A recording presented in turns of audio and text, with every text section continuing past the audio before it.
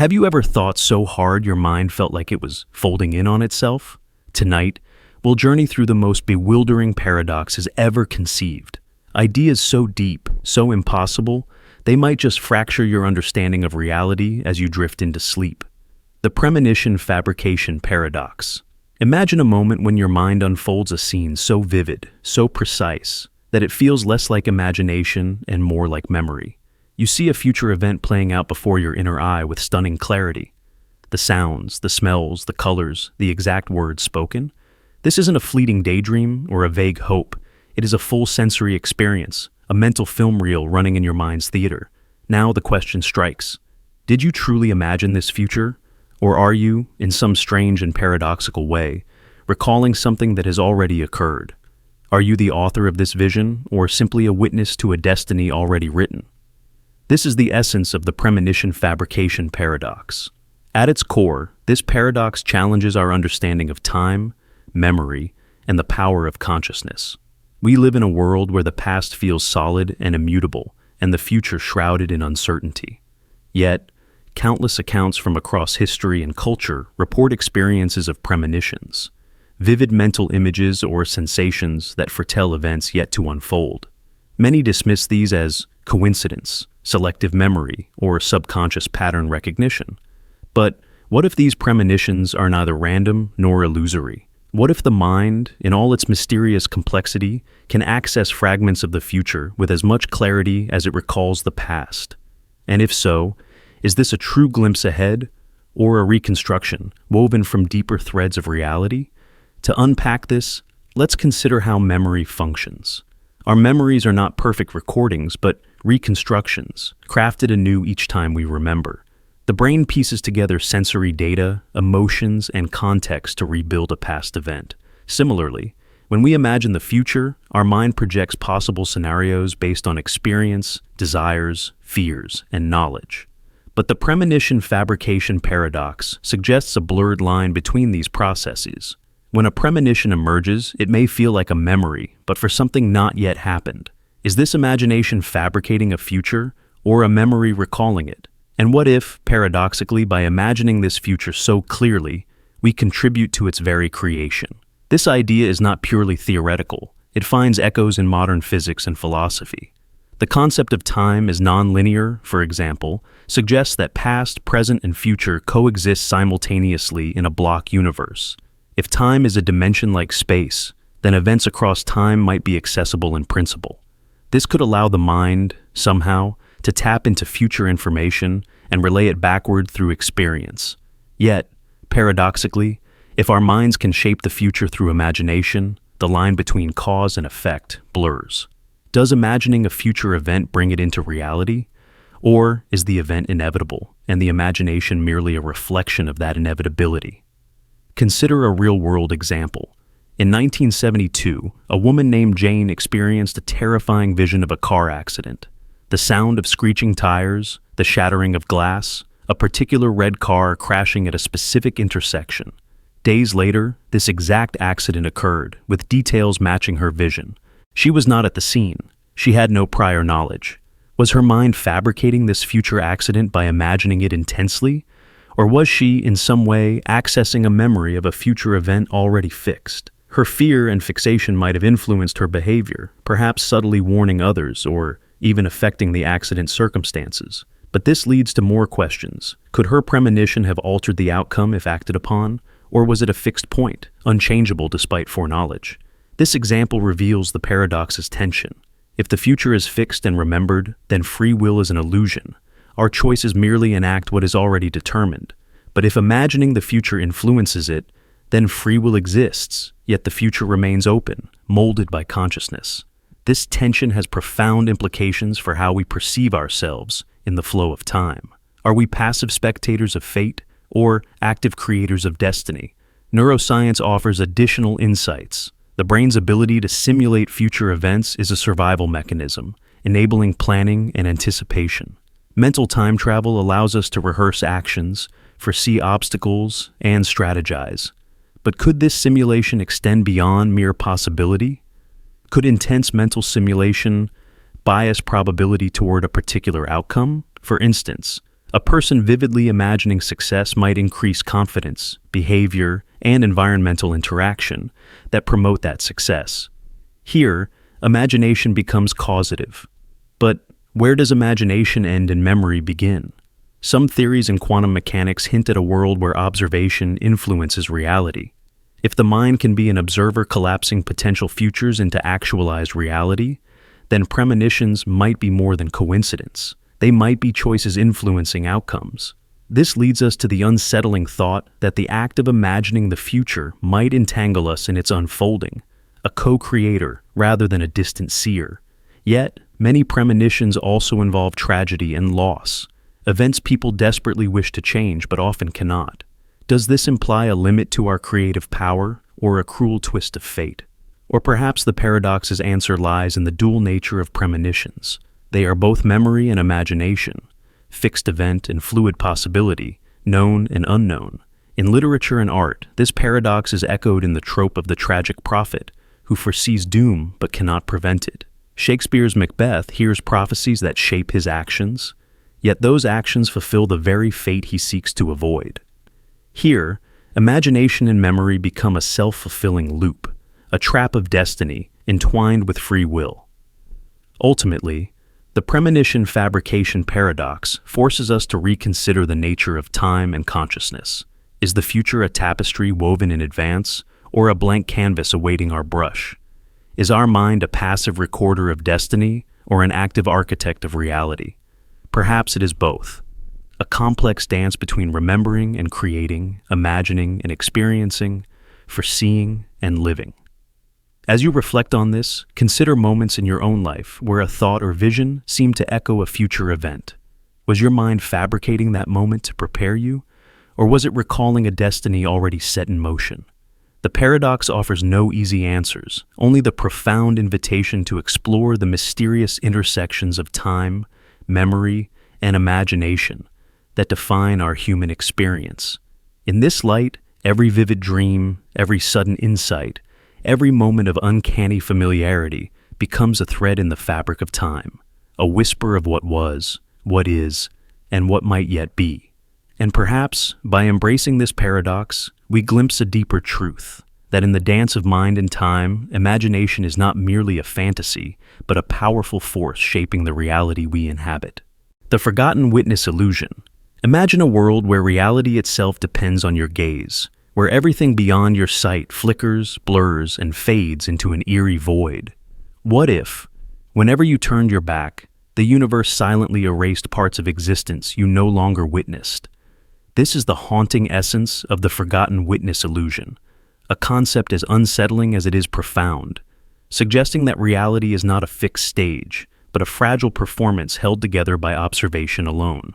In this paradoxical scenario, your eyes become the tether between presence and absence. The universe does not merely exist independently, but actively depends on you to affirm its details. Like a fading painting, colors lose their sharpness, objects dissolve into mist, and the once solid world becomes a half-rendered dreamscape, where only the scene remains alive. What you do not witness ceases to be. The unseen slips away into indeterminacy, as if the universe itself is a cautious storyteller, afraid to commit beyond the eyes that bear witness. This idea is more than just poetic musing. It echoes deep philosophical and scientific discussions about the nature of reality, observation, and existence. The observer effect in quantum mechanics, for example, reveals that particles exist in a haze of probability until observed, collapsing into a definite state only when measured. It hints at a universe fundamentally intertwined with perception, not as passive backdrop, but as an interactive canvas that reshapes itself through the act of witnessing. The forgotten witness illusion takes this quantum truth and projects it onto the macroscopic world, imagining a terrifying extension where the everyday reality around us might dissolve without our continuous attention. To grasp the depth of this illusion, picture walking through a familiar room. As you turn to look away, the objects behind you begin to lose their clarity, the edges soften, the colors dull, details vanish. Furniture becomes ghostly, walls blur, and shadows waver with uncertainty. The moment you glance back, the world sharpens, details snap into focus, and the room asserts its solidity once more. This is a world perpetually balanced on the edge of existence, held together by your gaze alone. You are simultaneously a participant and a witness, responsible for sustaining reality's coherence. But the forgotten witness illusion goes beyond mere observation. It carries a psychological weight. It isolates you, making you the lone anchor in a world prone to slipping away without your attention. Every time you look away, parts of your environment vanish silently, leaving you with an eerie solitude amid a landscape of half-formed shadows. It conjures a haunting loneliness, as if the universe itself has forgotten you the moment you stop watching, reducing your surroundings to mere whispers of what once was. There is a subtle terror in this. Normally we trust that the world endures beyond our awareness, that trees grow, cities pulse with life, and loved ones exist even when unseen. But what if that trust is an illusion? What if, instead, your perception is the fragile thread binding the universe to existence? The forgotten witness illusion challenges the comforting assumption that reality is constant and independent. Instead, it reveals a world that fades without your eyes, a world you cannot take for granted. This illusion also invites reflection on the nature of memory and attention. In our minds, memories blur and fade when neglected, much like this imagined world. Experiences not revisited grow dim, details lost to the haze of forgetting. The forgotten witness illusion mirrors this mental process, externalizing the fragile boundary between what is remembered and what is lost. Just as memories need recollection to survive, this reality requires witnessing to endure. We can explore further through an example. Imagine a painter creating a masterpiece, but with a twist. Every brushstroke disappears if the artist looks away. The canvas remains incomplete, a shifting mystery of half-painted shapes and fading colors.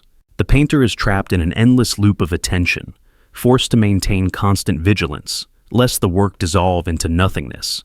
This metaphor captures the exhausting tension of a reality that demands unbroken observation to persist. In a similar vein, the forgotten witness illusion confronts us with the paradox of presence. We live lives filled with distractions and moments of inattentiveness. If reality depended solely on our gaze, how could we function? The idea implies a universe that punishes absence with erasure, demanding relentless mindfulness. It is a world without forgiveness for inattention, without spaces beyond perception where things can simply be. Yet, this imagined universe compels us to reconsider the power of observation. It reminds us that to witness is to affirm, to give form to the formless, and to resist oblivion. Our attention becomes a shield against the vanishing of existence, a light that holds the shadows at bay. The forgotten witness illusion transforms the simple act of looking into a sacred ritual, an act of creation, preservation, and resistance. At a deeper level, this illusion challenges us to think about the relationship between self and world. If the universe collapses without our witnessing, what does that say about our role in reality? Are we passive observers or co-creators, weaving the fabric of existence with every glance?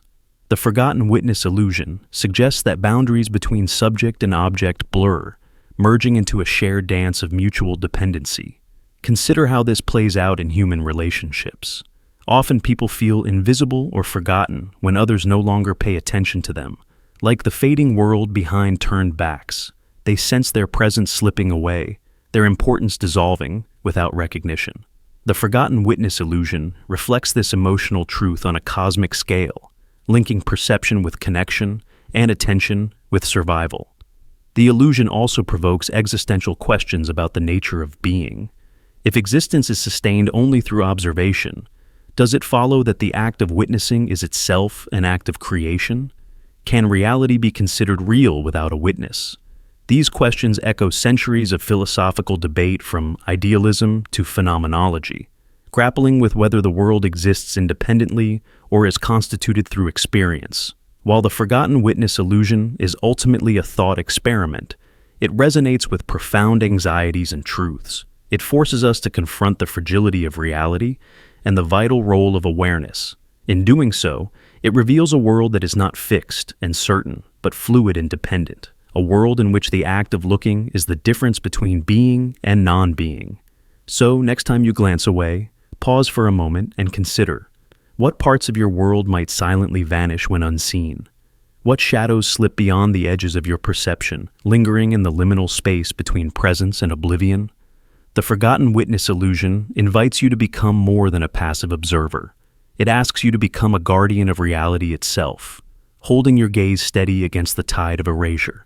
This profound and unsettling vision reminds us that reality may not be as stable or as independent as it seems. It challenges us to embrace the power and responsibility of witnessing, to acknowledge the silent worlds that live or die with our attention. And ultimately, it compels us to wonder, in the vast cosmos of existence, how much truly remains if no one is there to see, the forgotten witness? Illusion is a mirror reflecting our deepest fears and hopes about perception, existence, and the fragile boundary that separates being from nothingness. It teaches us that attention is not trivial, but sacred, that every glance affirms, every moment of awareness preserves, and every act of seeing is an act of profound creation. In this light, the world is no longer a static backdrop, but a living, breathing canvas woven from the threads of our observation. To look is to create. To turn away is to risk disappearance. And in that delicate balance, we find the haunting beauty of a universe that waits patiently for us to witness, lest it fade quietly into the forgotten. The masked origin fallacy. The idea that every explanation we hold relies on prior assumptions is something deeply unsettling. Imagine the entire edifice of your knowledge, your beliefs, your understanding of reality, not resting on a solid, firm foundation, but balanced precariously on invisible supports, each more arbitrary, more uncertain than the last. This is the essence of what we might call the masked origin fallacy. It asks, what if beneath every claim, every proof, every logical deduction, there is no original truth to anchor it? What if all our explanations are just stacked layers of assumptions, a tower without a base? This question shakes the very ground beneath our feet. When we say every explanation relies on prior assumptions, we mean that to understand anything, we first have to accept certain starting points without proof. For example, in science, when we try to explain phenomena, we rely on basic principles, laws of physics, the reliability of measurement instruments, the consistency of logic itself. But where do those principles come from? They are assumed. They are not proven within the system. Rather, they are taken as given. Without these assumptions, the entire structure of scientific explanation would collapse. This is not a problem unique to science.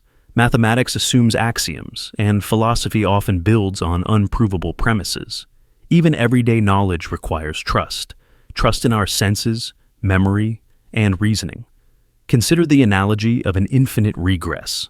Suppose you ask for the foundation of your knowledge. If the foundation is itself built on something else, and that something else is built on yet another layer, you find yourself falling down a rabbit hole with no bottom. Every layer demands justification, but that justification requires a prior assumption, and so on, endlessly. This infinite regress means that you can never find a truly original, unassailable truth that serves as the ultimate grounding for all knowledge. You only find assumptions piled on assumptions, masked carefully so you do not notice their fragility. One famous philosophical expression of this problem is found in skepticism. The skeptic challenges every claim by demanding proof. Yet, every proof depends on premises that are not proven but assumed. For instance, to trust your senses, you must assume they generally reflect reality. To trust memory, you must assume it is reliable. But how can you prove these assumptions without circular reasoning? The skeptic shows that unless you accept some assumptions as given, knowledge becomes impossible. Another perspective comes from epistemology, the study of knowledge itself. Foundationalism is one theory that tries to solve this by positing that some beliefs are self-evident or indubitable foundations, like axioms, that do not require further justification. But how do we know which beliefs are truly foundational? How can we be sure they are not themselves assumptions, masked as certainties? The masked origin fallacy suggests we might be fooling ourselves by thinking we have found these ultimate truths. An example from everyday life might help illuminate this. Suppose you're reading a book. You trust the words you see because you assume your eyes work properly and that the text printed is meaningful. But if you challenge those assumptions, what if your eyes deceive you or the book is a forgery? You realize your entire understanding of what you read depends on hidden assumptions about perception and reality. Without those, the knowledge you gain from reading the book becomes uncertain. This is not just an abstract puzzle. It affects how we understand truth, knowledge, and even reality itself. If all explanations rely on prior assumptions, then what does it mean for something to be true? Is truth something that stands independently beneath our assumptions, or is it a construct emerging from the web of beliefs we accept? The masked origin fallacy points to the fragility of the idea of absolute truth, suggesting that truth may be contextual, conditional, or even unknowable in a pure sense. However, this does not necessarily mean that all knowledge is useless or illusory. It invites humility. It invites the recognition that knowledge systems are human constructs, tools that help us navigate the world, but that rest on certain choices, assumptions, that we make for practical or conceptual reasons. For instance, science assumes the uniformity of nature because it works remarkably well to predict and explain phenomena. This pragmatic acceptance of assumptions is sometimes called fallibilism, the understanding that while our knowledge may never be absolutely certain, it can still be reliable and useful. In fact, this awareness of the masked origin fallacy has fueled many philosophical movements. Postmodernism, for example, emphasizes the role of underlying assumptions and narratives that shape knowledge, often hidden from explicit view. It questions grand narratives that claim universal truth, highlighting how these are constructed upon particular, often unexamined foundations. Similarly, pragmatism accepts that our assumptions and beliefs are chosen because they work, not necessarily because they reveal some ultimate truth. To give another example, consider the mathematical system. We take certain axioms as foundational, such as, through any 2 points, there is exactly one straight line. We cannot prove this axiom. We accept it because it forms the basis for Euclidean geometry, which models much of our physical intuition. But other geometries exist, non-Euclidean geometries, that reject or modify these axioms. This shows how the foundation we choose colors the entire system built upon it. The masked origin fallacy reminds us that no foundation is free from choice or assumption. So, what is the practical takeaway? How do we live and act if knowledge rests on invisible, arbitrary foundations? The answer may be to embrace a balance, recognize the limits of absolute certainty, but also recognize the power of coherent systems of assumptions that give us a working model of reality. Be cautious, be curious, and always open to questioning the foundations beneath your beliefs. In closing, the masked origin fallacy exposes a profound paradox. We seek certainty, original truth, and ultimate foundations. But when we look for them, we find assumptions hidden behind assumptions, with no final, absolute truth to rest on. Yet, from this fragile tower, we build civilizations, technologies, and philosophies.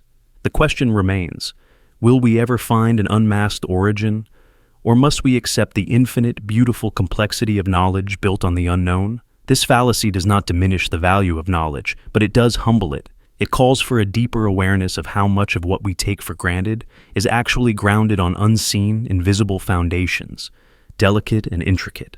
It challenges us to look carefully at what we assume and to appreciate the precarious yet wondrous structure of human understanding. In the end, maybe knowledge is less about finding an unshakable origin and more about navigating the masks themselves, learning to move skillfully on a ground that is, at its heart, uncertain. And in that uncertainty lies both the challenge and the freedom of human thought, the recursive selfhood mirage. When we seek our truest self, we often imagine peeling back layers, like an onion, to find a pure, authentic core hidden beneath all our thoughts, feelings, and experiences. We assume that if we look deeply enough, we will uncover a single, stable I that exists independently of all else. But what if that core self doesn't actually exist? What if the search itself leads us into an endless hall of mirrors, a recursive maze of consciousness that never lands on anything real? This is the paradox of the recursive selfhood mirage, a phenomenon where every attempt to observe the self reveals only yet another layer of observation, yet another witness watching a witness, spiraling infinitely without ever arriving at an essential, unchanging identity. Imagine sitting quietly, focusing inward. You become aware of your thoughts, your memories, your fears, your hopes. Then you notice you are noticing these thoughts. You become aware of the awareness itself. And then, if you try to go further, you become aware of the awareness of the awareness. This can continue endlessly. At each stage, there seems to be a watcher, a subject observing the previous layer. Yet, when you try to find the ultimate watcher, the self that stands behind it all, it slips away. The deeper you look, the more it dissolves into a fractal of reflections. This infinite regress has been a subject of philosophical inquiry and psychological investigation for centuries. Eastern philosophies like Buddhism have long taught the concept of anatta, or no self, describing the self as a process rather than a fixed entity. In Western philosophy, thinkers such as David Hume argued that the self is nothing but a bundle of perceptions with no underlying substance. Modern neuroscience supports this by showing that what we call self is a complex, dynamic pattern of brain activity rather than a singular, unchanging essence. Consider an analogy. Watching a play through a series of mirrors facing each other. The actor is reflected again and again, each image slightly different, yet none capturing the actual actor directly. The reflections represent layers of consciousness observing one another. There is no single, ultimate reflection that is the true self. The self becomes an endless chain of observers, observing observers, an unbroken loop with no beginning or end. This illusion of a fixed self arises because consciousness is reflexive. It can turn back on itself. This self-referential nature creates the impression of a central I who experiences and judges. But this central I is not found as an isolated thing. It is a pattern that arises out of the interactions among many mental processes. Psychologists have explored this by examining the observer effect within the mind. When you try to observe your own mind, you are engaging a part of the mind to watch another part. This can lead to confusion, anxiety, or even the feeling of losing oneself because the mind resists being fully observed or pinned down. It's like trying to look at your own eyes without a mirror. Direct self-observation is inherently elusive. In some meditative traditions, this insight is cultivated deliberately. Practitioners observe the mind and self repeatedly, learning to recognize the impermanent and constructed nature of identity. They come to see that what we call I is not a fixed entity, but a dynamic process, constantly changing with every thought, sensation, and moment of experience.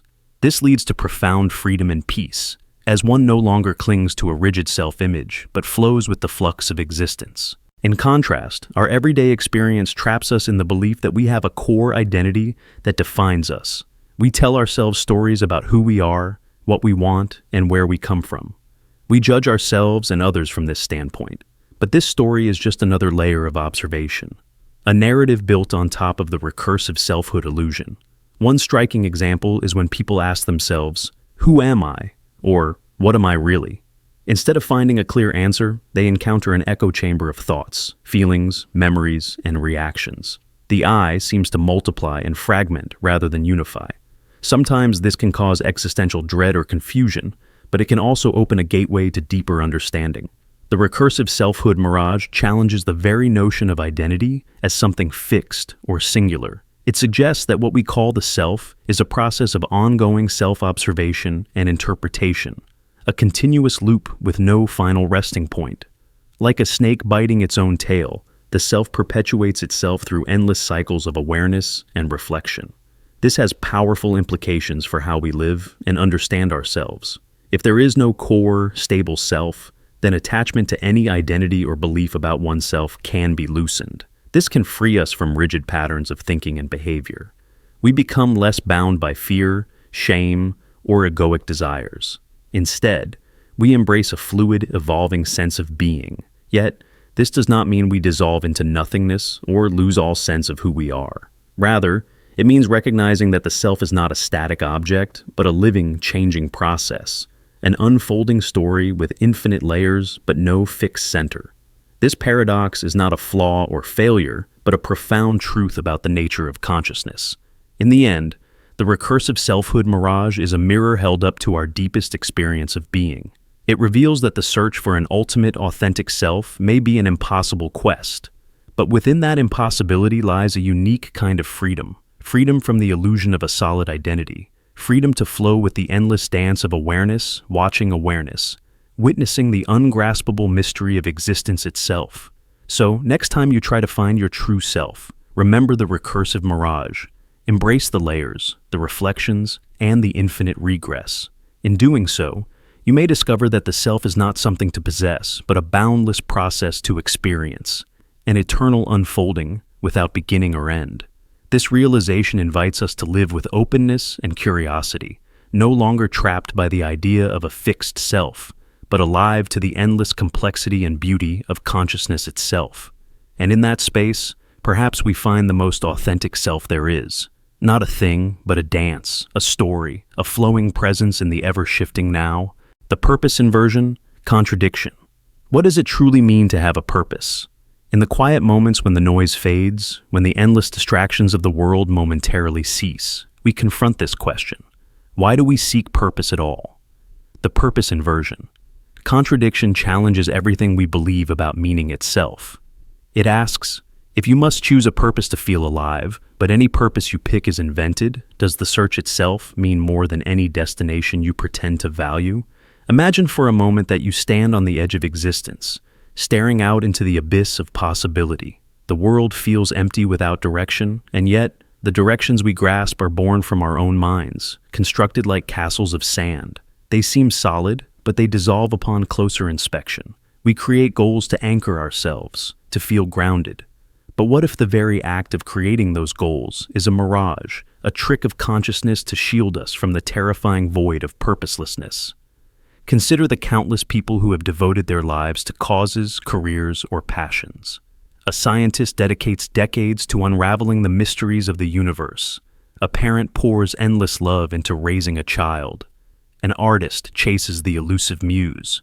Each claims purpose, each feels alive through their chosen path. Yet, beneath it all, those purposes are inventions. They did not exist before being chosen or imagined. They have no inherent meaning outside the mind that creates them. This is the heart of the contradiction. The purpose that gives life meaning is itself a product of our own invention. There is no cosmic blueprint handed down by some universal authority, no hidden script or pre-written destiny.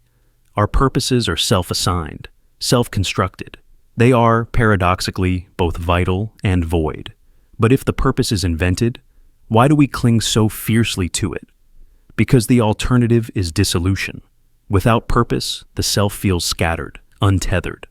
The search for meaning becomes a survival mechanism, a way to craft a narrative that can hold the self together.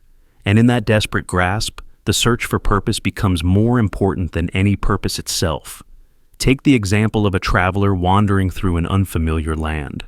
The traveler is exhausted, uncertain, but as long as they have a destination in mind, even if that destination is arbitrary or imagined, they keep moving forward. The purpose provides momentum. It gives the journey a semblance of direction. But what if the traveler's destination is a fiction? What if the real meaning lies in the walking, in the act of searching, rather than in arriving? This inversion flips the entire concept of purpose on its head. Instead of purpose being a goal, a final place to reach, purpose becomes the process of seeking itself. It is the perpetual state of movement, questioning, and evolving. This might explain why people who have achieved their goals sometimes feel empty, lost, or depressed. The goal, once reached, reveals itself to be hollow, a shell. It was never the destination that mattered, but the pursuit. Philosophers have long grappled with this paradox. Existentialists like Jean-Paul Sartre argued that existence precedes essence, that we exist first, and only then define ourselves through actions and choices.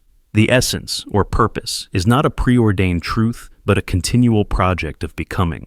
Viktor Frankl, who survived the horrors of concentration camps, believed that even in the most brutal circumstances, humans can find meaning by choosing their attitude towards suffering. But his meaning was not given. It was created. Meaning is always an act of will. In the modern age, this contradiction feels even more acute. We live in a world saturated with choices and distractions. Social media offers endless options for how to present ourselves, what to value, and where to aim our energies. Yet this freedom can be paralyzing. How does one choose a purpose when every path seems arbitrary and constructed? When every goal is a narrative we tell ourselves to feel alive? This is why the purpose inversion contradiction resonates deeply. It reveals that perhaps what we are really searching for is not purpose itself, but a way to navigate the absence of inherent meaning. We invent purposes not because they are true, but because the alternative, Acknowledging that life might have no fixed meaning is unbearable. Yet, there is a freedom in this inversion. If all purposes are inventions, then none are absolute. We can change them, discard them, or create new ones. The search is endless, yes, but it is also empowering. It means you are the author of your own meaning, the artist of your own existence. You are free to define what it means to be alive, not once, but every day. But that freedom comes with a cost, responsibility. If meaning is invented, then the weight of choice is immense. Every purpose you adopt is a decision, and every decision shapes the self you become. The purpose inversion. Contradiction forces you to confront the uncomfortable truth that your life's meaning is not waiting to be discovered, but is something you must continuously invent and reinvent, consciously and courageously.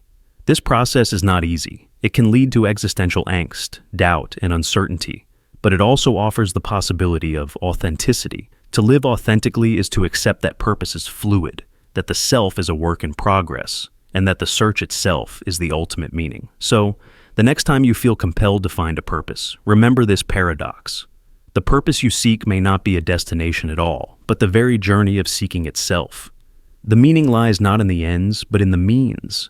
The act of searching, questioning, and creating is what makes you alive.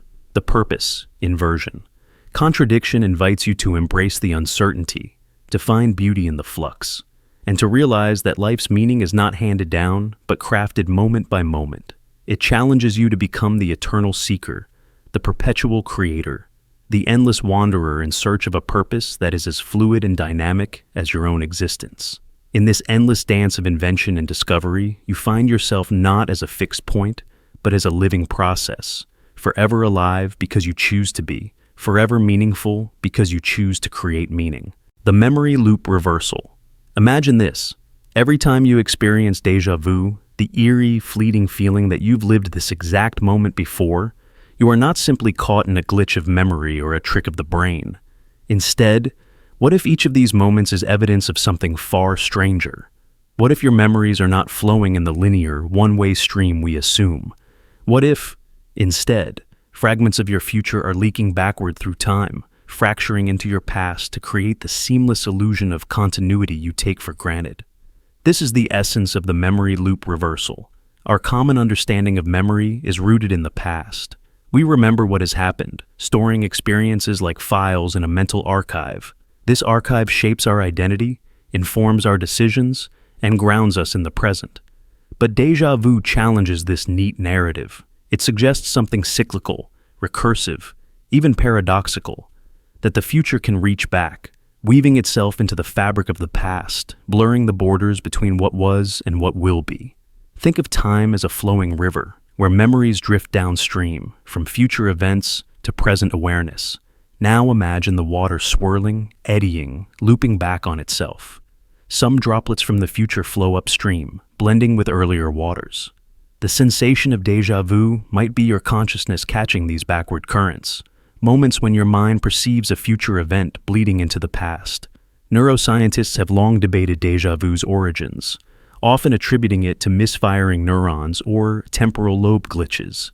But these explanations fail to capture the profound unease and significance the experience holds for so many. Could it be that déjà vu is the mind's way of signaling a deeper temporal complexity, a loop where memory and anticipation are not separate but entwined? Consider the possibility that your future self, living through events yet to come, leaves faint mental echoes that seep back into your present awareness. These echoes manifest as déjà vu, subtle hints or ripples of a memory not yet fully formed, but partially sensed. This reframes memory itself as less a static archive and more a dynamic, fluid system where past and future engage in a constant dialogue. Such a model has chilling implications. If future experiences can influence past perceptions, then the flow of time is not fixed, but flexible. It suggests that your present moment is influenced not only by what you have lived, but also by what you will live. This undermines the traditional cause and effect framework that underpins our understanding of reality. To grasp this, picture a moment of déjà vu. You enter a cafe, glance at a stranger, and feel overwhelming familiarity. It's not that you have met this person before. Instead, Your future self, having spent hours in conversation with this stranger, sends a fragment of that memory back to your present consciousness. Your brain interprets this fragment as déjà vu, a looped memory reverberating backward through time. This creates a feedback loop. The future informs the past, which shapes the present, which in turn leads to the future. Like a Mobius strip of experience, the timeline twists, defying simple linearity. Philosophers and physicists have pondered such temporal loops for decades. The concept aligns with theories in quantum mechanics suggesting time may be nonlinear, and the future as accessible as the past. In some interpretations, events are interconnected across time, where cause and effect intertwine unpredictably. But how does this affect our lived experience? If memories loop backward, what of free will? Does knowing the future leak into the past restrict our choices, or does it empower us to alter outcomes? The memory loop reversal implies that while we might be influenced by these temporal echoes, the exact way they shape our reality is a dance of uncertainty and possibility. This idea also offers an explanation for the uncanny sensation that certain moments feel meant to be or inevitable. Perhaps those moments are convergence points where future memories strengthen their backward flow, compelling your present self toward a destined path. Yet, this paradoxical flow raises unsettling questions. If you can receive glimpses of your future through these memory loops, can you act to change it? Or is your future already woven into your present memories, unalterable? Is the past a blank slate or a mosaic constantly reassembled by the interplay of future and present? Imagine living in such a temporal web, where your consciousness is not confined by the arrow of time, but drifts freely, weaving in and out of moments already lived and yet to come. Every sensation of déjà vu becomes a fragment of this vast, looping tapestry, a whisper from your future self, nudging you through the labyrinth of existence. In this framework, memory is no longer a one-way street, but a spiral staircase, circling, ascending, descending, connecting you to a timeline far more complex than ordinary experience reveals. The memory loop. Reversal challenges us to rethink identity, causality, and the fabric of reality itself. As you contemplate this, ask yourself, have you ever experienced moments so strikingly familiar they defy explanation? Could these be more than quirks of the brain? Could they be threads of your own future sewing themselves into your past? And if so, how might this change the way you live, the way you choose, and the way you understand the flow of your own life? The free will autopilot dilemma. The question of free will has fascinated humanity for centuries. We like to believe that we are the authors of our own choices, that our decisions arise consciously from our inner deliberation, and that we hold the power to shape our lives. Yet, modern neuroscience presents a disquieting challenge to this cherished belief. It suggests that our brain initiates decisions milliseconds before we become aware of them, implying that the conscious sense of choice might be nothing more than a story we tell ourselves. A retroactive narrative designed to preserve our sense of sovereignty.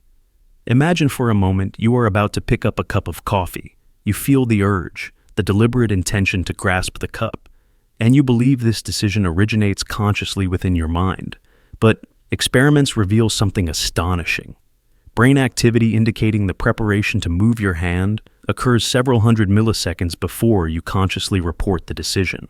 In other words, your brain has already set the action in motion before you are even aware that you decided to act.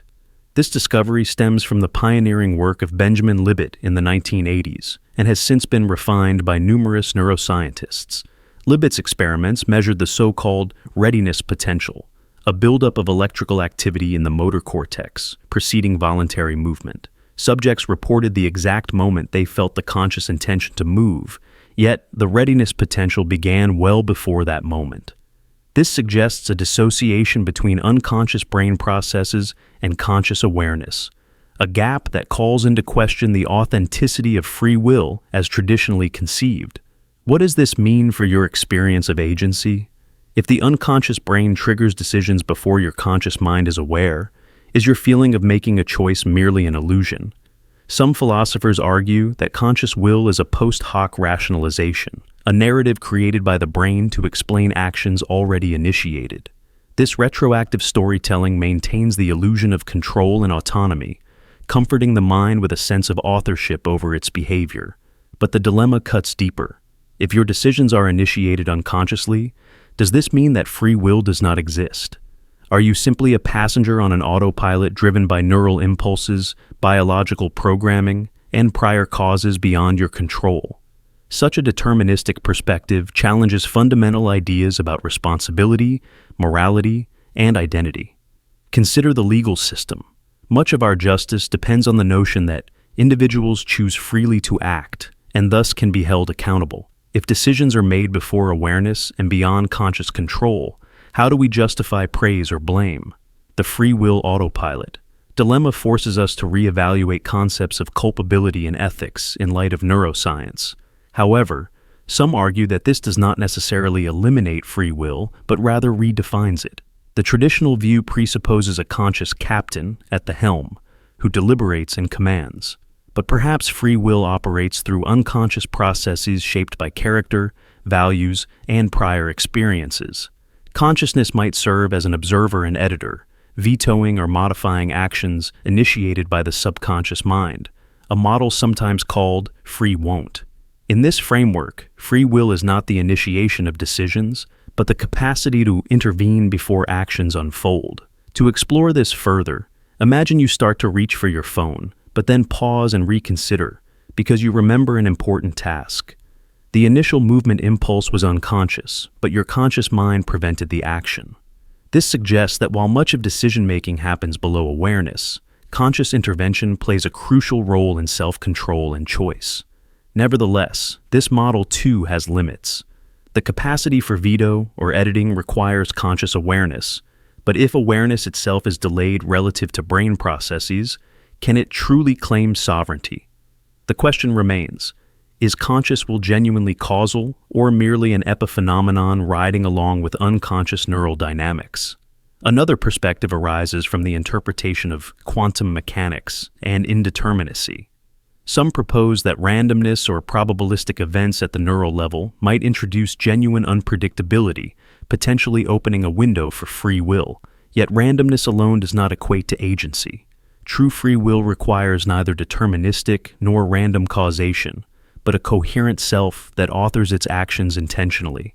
In the psychological realm, our subjective experience of choice is powerful and meaningful. Feeling that we choose empowers motivation, creativity, and growth.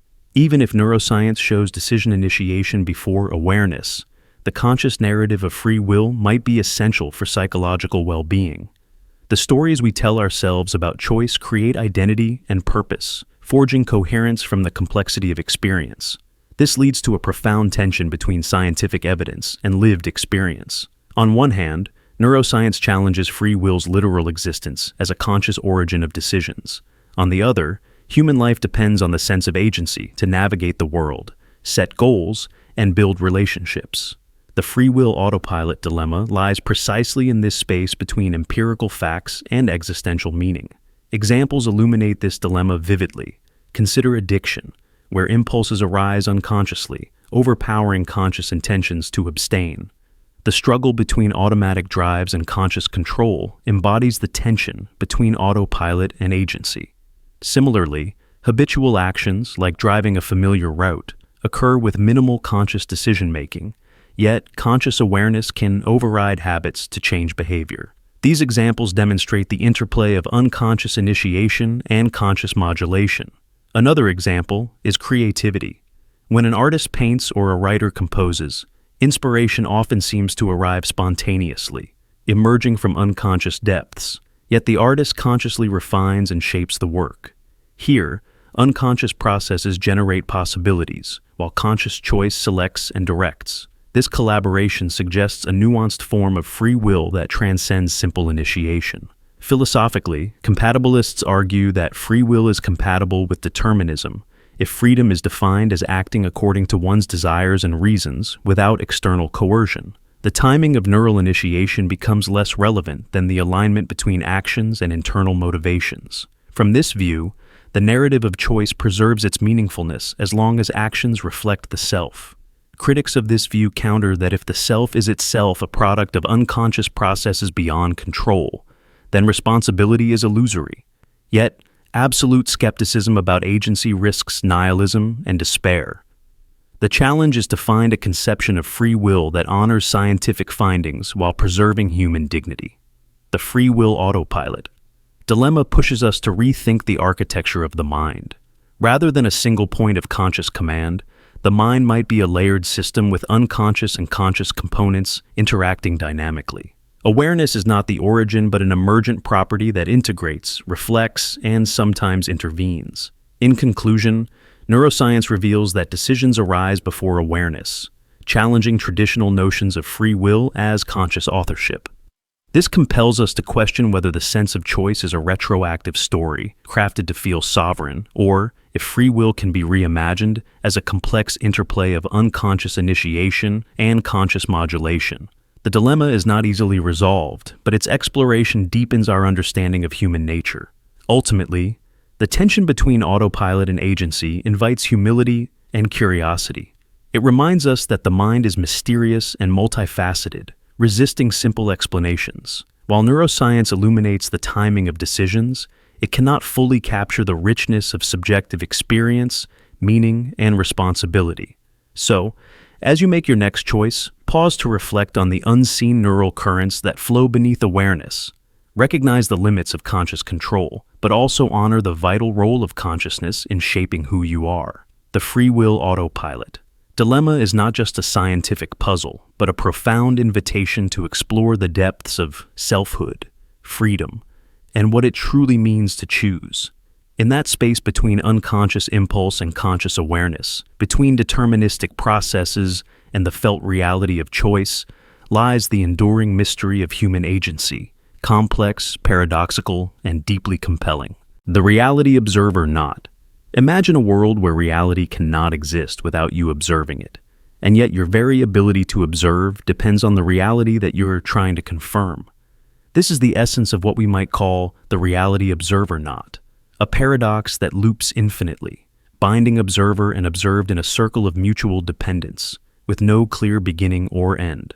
To grasp this, start with the idea that observation is not a passive act, but a creative one. Quantum physics introduces us to this unsettling concept. In some interpretations, particles do not possess definite properties until they are measured.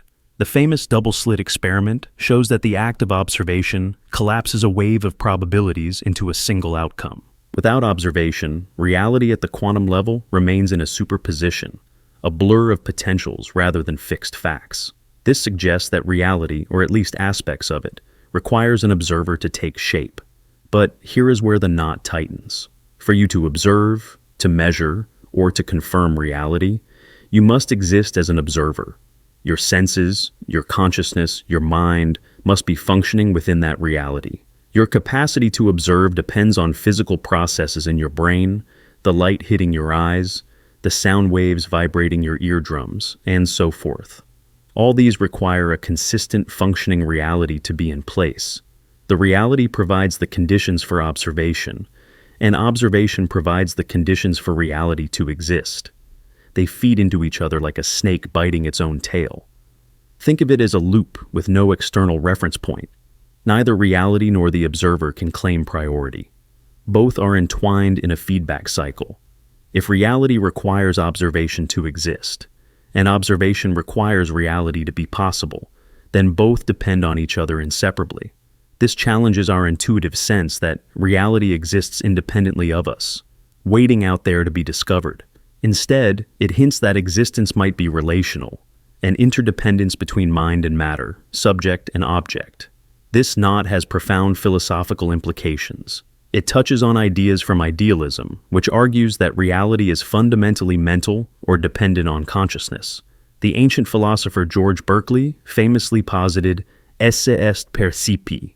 To be is to be perceived. In this view, the existence of things depends on their being perceived by a mind. But then, whose mind? And what about unobserved phenomena?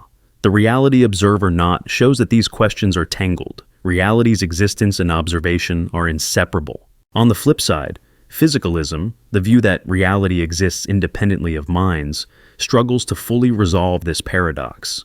Even if reality exists out there, the only reality any observer knows is the one mediated through observation. Without the observer, reality's characteristics remain undefined or unknowable. Thus, our access to reality is always entangled with our observation, creating a knot where objective existence and subjective experience are woven tightly together. To illustrate with an example, consider a photograph. The image only exists as the result of light interacting with the camera sensor and a subsequent process that observes and records it. Without the act of capturing and viewing, the image doesn't exist as such. Extend this metaphor to reality itself. The world you perceive might depend fundamentally on the act of your perceiving it. Yet, this loop is not just a puzzle of perception, but of existence itself. If observation is a condition for reality's being, then reality is not a static backdrop, but a dynamic process involving you, the observer. But to observe, you must exist within that very process you observe. It is a dance without a lead, a mutual creation that defies the notion of a simple cause or origin. This paradox is echoed in modern interpretations of quantum mechanics, such as the participatory anthropic principle, which suggests that the universe's existence is linked to the presence of observers. Without observers, the universe's properties might remain in a state of indeterminacy. Thus, the reality observer knot knits cosmology and consciousness into an indivisible whole. What does this mean for us? It invites a radical shift in perspective. Rather than seeing ourselves as separate spectators of a fixed, external reality, we become co-creators in the unfolding of existence. Reality is not merely something out there, but something inextricably connected to our very act of perceiving, experiencing, and knowing. The knot also cautions us about certainty. If reality and observation are locked in this conditional loop, how do we know what is real? How do we trust our perceptions? The knot exposes the fragility of the boundary between subject and object, challenging us to embrace a worldview where these distinctions blur and existence becomes a participatory mystery. In conclusion, the reality observer knot reveals a profound, dizzying truth. Reality and observation are entwined in an unbreakable loop of mutual dependence. Neither can claim independent existence. Both co-emerge in a continuous dance. This challenges our deepest intuitions about existence, observation, and the nature of truth itself. The knot remains a tantalizing enigma, inviting us to ponder the participatory fabric of reality, where observer and observed are inseparably bound. The synchronization illusion. What if every thought you believe to be uniquely your own is actually part of a vast hidden symphony? What if your private moments of reflection, those intimate whispers inside your mind, are not isolated at all but synchronized echoes in a chorus you never consciously joined? This is the unsettling puzzle at the heart of the synchronization illusion. The idea that all consciousnesses, far from being separate islands of experience, are subtly aligned by mechanisms we cannot perceive, weaving our individual minds into an unseen collective rhythm. At first, this might sound like science fiction or a wild conspiracy theory, but there are real philosophical and scientific questions that hint toward this possibility. Neuroscience shows us that our brains are not isolated processors, but are constantly influenced by external stimuli, social environments, and even subtle rhythms in our surroundings. For example, when people spend time together, their brainwaves can begin to synchronize, heartbeats, breathing patterns, and even neural oscillations align, creating a kind of biological harmony. This is often seen in groups performing music together, or even in audiences watching a powerful performance, where collective emotional and cognitive states seem to merge. But what if this synchronization runs far deeper? Imagine that hidden patterns or rhythms operate beneath the surface of our awareness, guiding the timing of our thoughts and feelings so precisely that, unknown to us, our minds echo one another in an ongoing, invisible dance. This would mean that the privacy of thought, the sacred realm of inner monologue and self-reflection, is an elaborate illusion, a mirage created by mechanisms that align consciousnesses into a shared temporal structure. Philosophically, this challenges the idea of radical individualism, the belief that each consciousness is a fully autonomous, self-contained center of experience. Instead, the synchronization illusion suggests that our sense of separateness is overestimated, and that an underlying unity shapes the flow of mental life. It echoes concepts found in ancient mystical traditions, where the individual is seen as a wave within an ocean of consciousness, inseparable from the whole. Consider the phenomenon of mass mind moments in history, the sudden collective shifts in mood, belief, or behavior that seem to ripple across large groups of people without explicit communication. Crowd psychology, mass hysteria, or the rapid spread of ideas in social networks all reveal that human minds are interconnected in complex, often invisible ways. Could these be surface symptoms of a deeper, built-in synchronization, where consciousnesses resonate together not just socially but cognitively moment by moment? This idea becomes even more provocative when we think about memory and thought formation. If our minds are aligned in timing, could certain thoughts be seeded in one consciousness and then appear as spontaneous in another? Could the sense of originality or private insight be a shared echo rather than an isolated creation? The boundaries between self and other, between inner and outer experience, blur and become permeable. Neuroscience has uncovered mirror neurons, cells that fire both when we perform an action and when we observe someone else performing it. These neurons allow empathy and social understanding, but also point toward a brain wired for resonance. Could similar mechanisms govern the synchronization of thoughts and feelings across multiple minds? While we do not yet fully understand how or if such mechanisms extend beyond immediate social interactions, the possibility is tantalizing and disturbing. In practical terms, if the synchronization illusion holds true, it would mean rethinking privacy, identity, and autonomy. Our internal lives might not be as private as we believe. Instead, our thoughts may be part of a larger temporal pattern, coordinated without our consent or awareness. This raises questions about free will. Are we genuinely choosing our thoughts, or are they choreographed by hidden rhythms that align us all?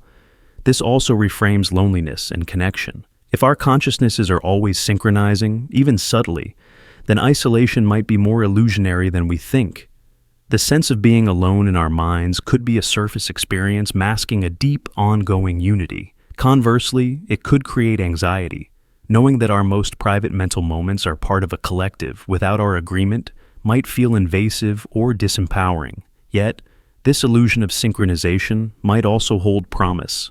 If our minds can harmonize without direct communication, it opens new doors to understanding empathy, social cohesion, and perhaps even telepathic connection. It invites exploration into the nature of consciousness not as fragmented and isolated, but as fundamentally intertwined.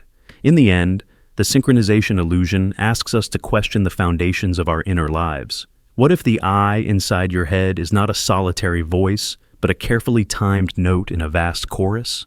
What if every thought you believe you own is shared in rhythm with countless others, echoing through a hidden, collective mind?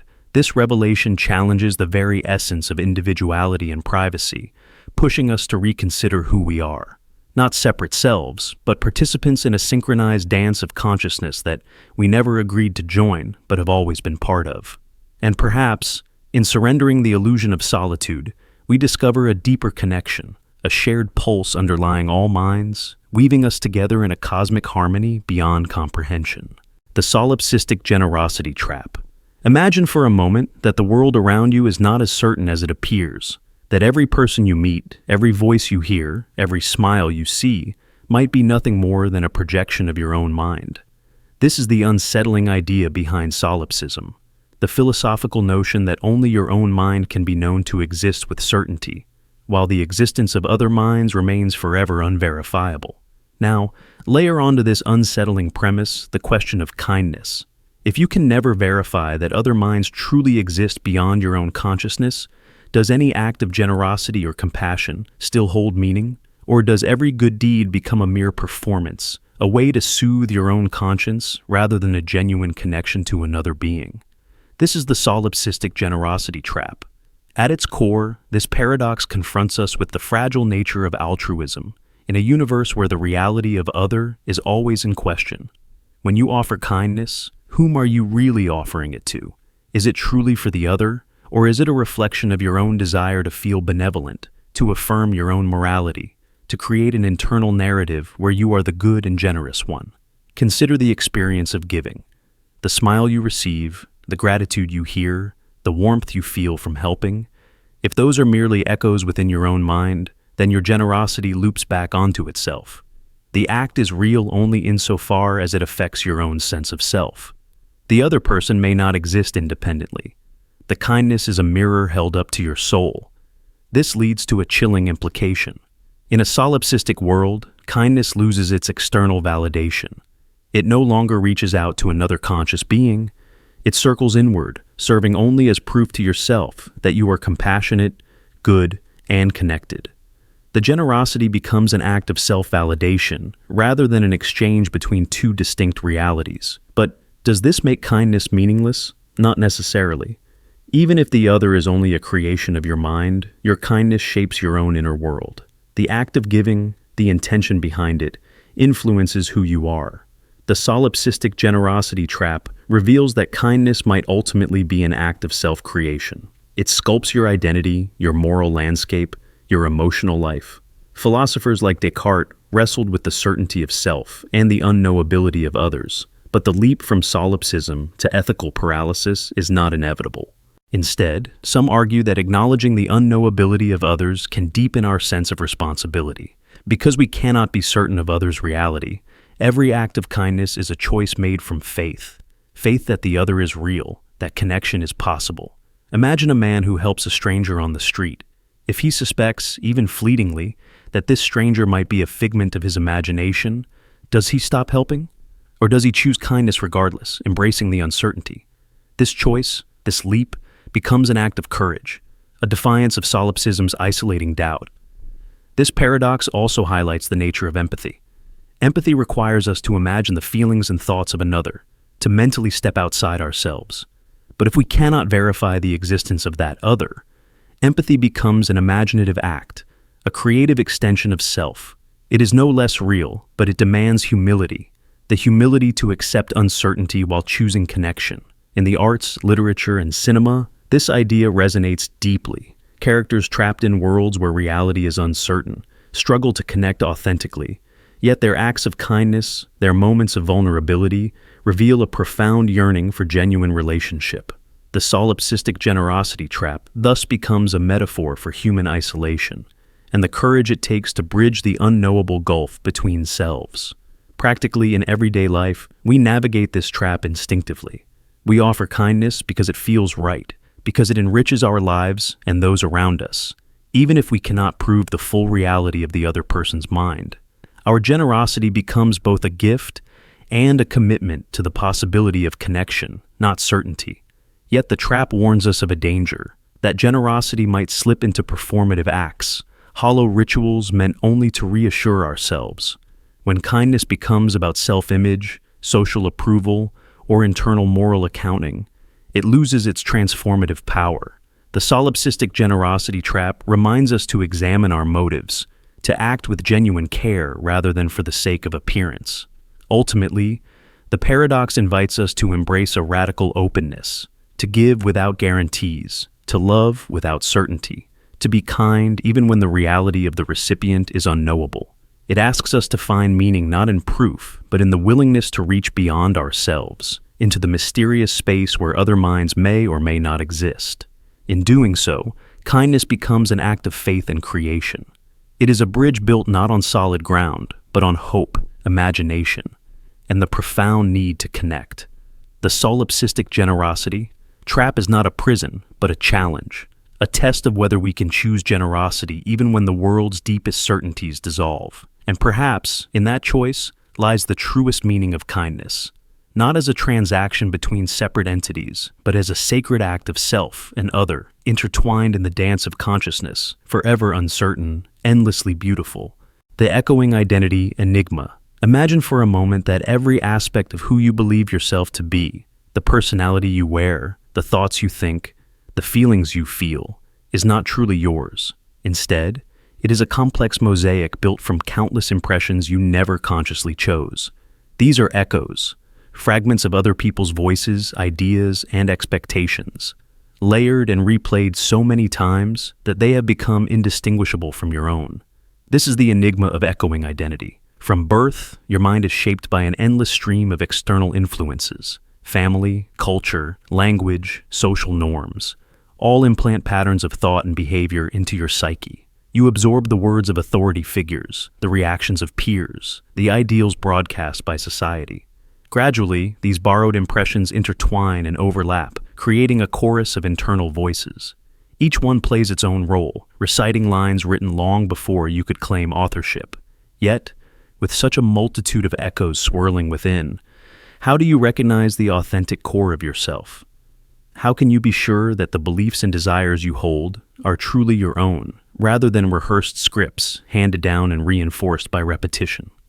The echoing identity Enigma asks, what if your sense of I is not a singular, unique self, but a palimpsest of voices echoed through time and influence?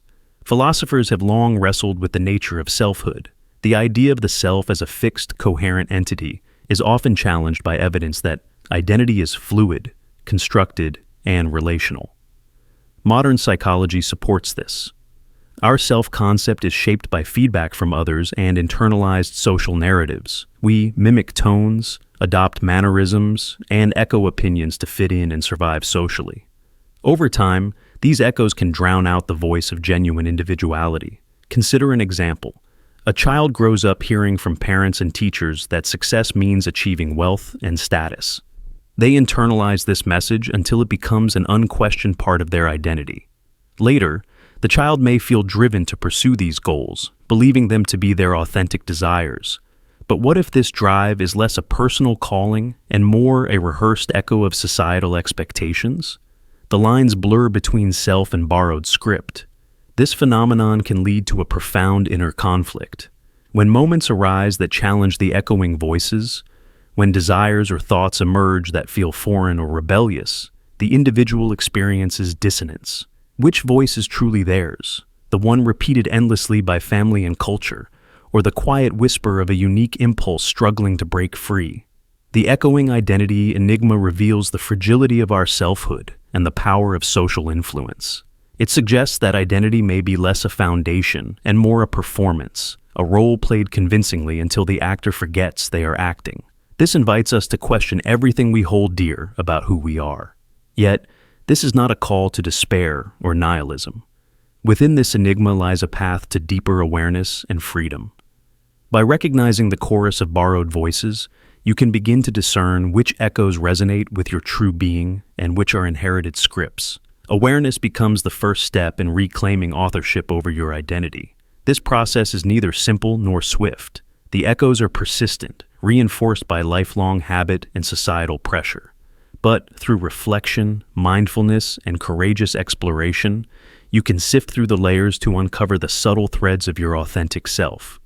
Ultimately, the echoing identity Enigma invites you to embrace the complexity of selfhood, a self that is not static but ever-evolving, woven from many voices yet capable of unique expression.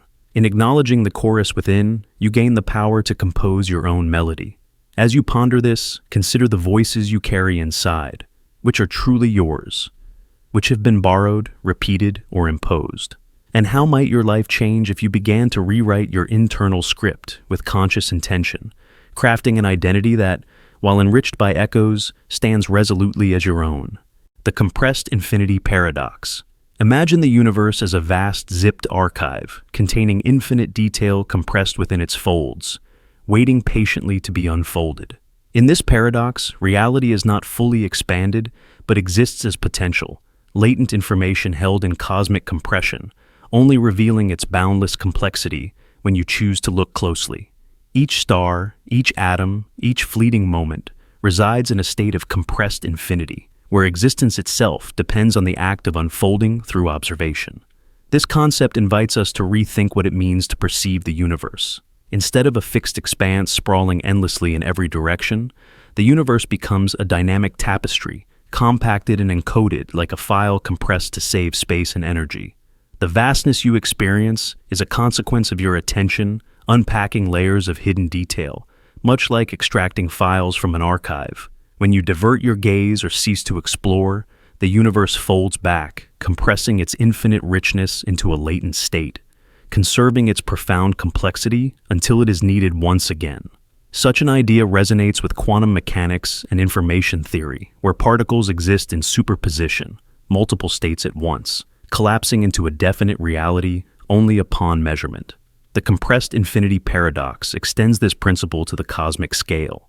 It suggests that the grand structure of galaxies, the swirling dance of atoms, and even the flow of time are all expressions of a compressed potential that springs to life through attention and interaction. Consider how this unfolds in your everyday experience. When you focus intently on a tiny detail, a leaf, a blade of grass, a distant star, your awareness unpacks layers of complexity hidden beneath the surface. Without your focused observation, these details remain in a state of condensed possibility, their infinite attributes folded tightly away. This interplay between attention and reality means that your perception is not merely passive, but a creative force, activating the universe's latent infinity. The paradox deepens as we realize that this infinite compression is not just a metaphor, but a fundamental feature of existence. It challenges classical notions of space and time, suggesting that vastness and continuity emerge from an underlying substrate of compressed information. The universe's infinite complexity is encoded compactly, like a cosmic blueprint awaiting the key of observation to unlock its myriad forms. In this light, the act of seeing becomes an act of creation. Your mind and senses act as decompressors, unfolding the zipped archive of reality into the vivid experience of a universe teeming with detail. Without this unfolding, the universe remains an enigmatic, compressed whole, potential without actualization, infinite yet hidden. This paradox also invites reflection on the nature of consciousness. If reality unfolds through attention, consciousness becomes a vital participant in shaping existence. The compressed infinity paradox places your awareness at the heart of the cosmic process, not as a passive witness, but as an active agent decompressing and enlivening the fabric of being. Yet, this raises profound questions. If the universe is compressed and unfolds only when observed, what of the vast reaches beyond your perception? Does distant space remain zipped, its stars and galaxies latent until perceived, or is there a collective unfolding through myriad consciousnesses, a shared decompression across the cosmos? The paradox leaves room for mystery, intertwining the infinite with the intimate. In embracing the compressed infinity paradox, we confront the fragile boundary between potential and actuality, between hidden depth and revealed form. It reminds us that infinity may be compressed, not endless in the conventional sense, but a reservoir of possibilities awaiting activation. The universe is both immense and intimately connected to your gaze, a zipped archive unzipped by the simple act of looking closely. Ultimately, this paradox challenges us to expand our understanding of reality, not as a static, fully formed entity, but as a living, compressed infinity unfolding moment by moment, shaped by attention, consciousness, and the endless dance of potential made real. The probability collapse, dissonance. ChatGPT said, "Imagine a vast multiverse where every possible outcome of every decision, every event, exists simultaneously in countless parallel realities. In this infinite tapestry, every path you could take, every choice you make or avoid, unfolds somewhere." This is the framework suggested by interpretations of quantum mechanics, like the many worlds theory. But then, a profound question arises. If all these realities exist, why do you experience only one of them? Why is your conscious mind confined to a single thread through this enormous web of possibilities? This is the heart of what we might call the probability collapse dissonance. It highlights a deep tension between the objective existence of multiple potential realities and the subjective experience of a singular, consistent one. Your mind seems to collapse the probabilities into a single narrative, filtering through the infinite options and settling on one path, while the others fade into oblivion from your perspective. One way to understand this is to consider the metaphor of a film editor working with countless shots filmed simultaneously. The raw footage contains every possible scene, but the editor selects, cuts, and arranges only one coherent storyline. Similarly, your consciousness might function as an editor of reality, discarding or ignoring parallel realities that conflict with the narrative it prefers or needs to sustain. This editing process could be influenced by your beliefs, expectations, fears, and desires, shaping which version of reality you inhabit at any moment. But why would your mind act like this? One possibility is that experiencing multiple realities simultaneously would be overwhelming, chaotic, and nonsensical from a subjective standpoint. Your mind needs coherence, a story that makes sense. It builds a consistent identity by selecting and focusing on one path while relegating alternatives to the background. This selective attention creates the illusion of a unique, linear life, despite the underlying multiverse.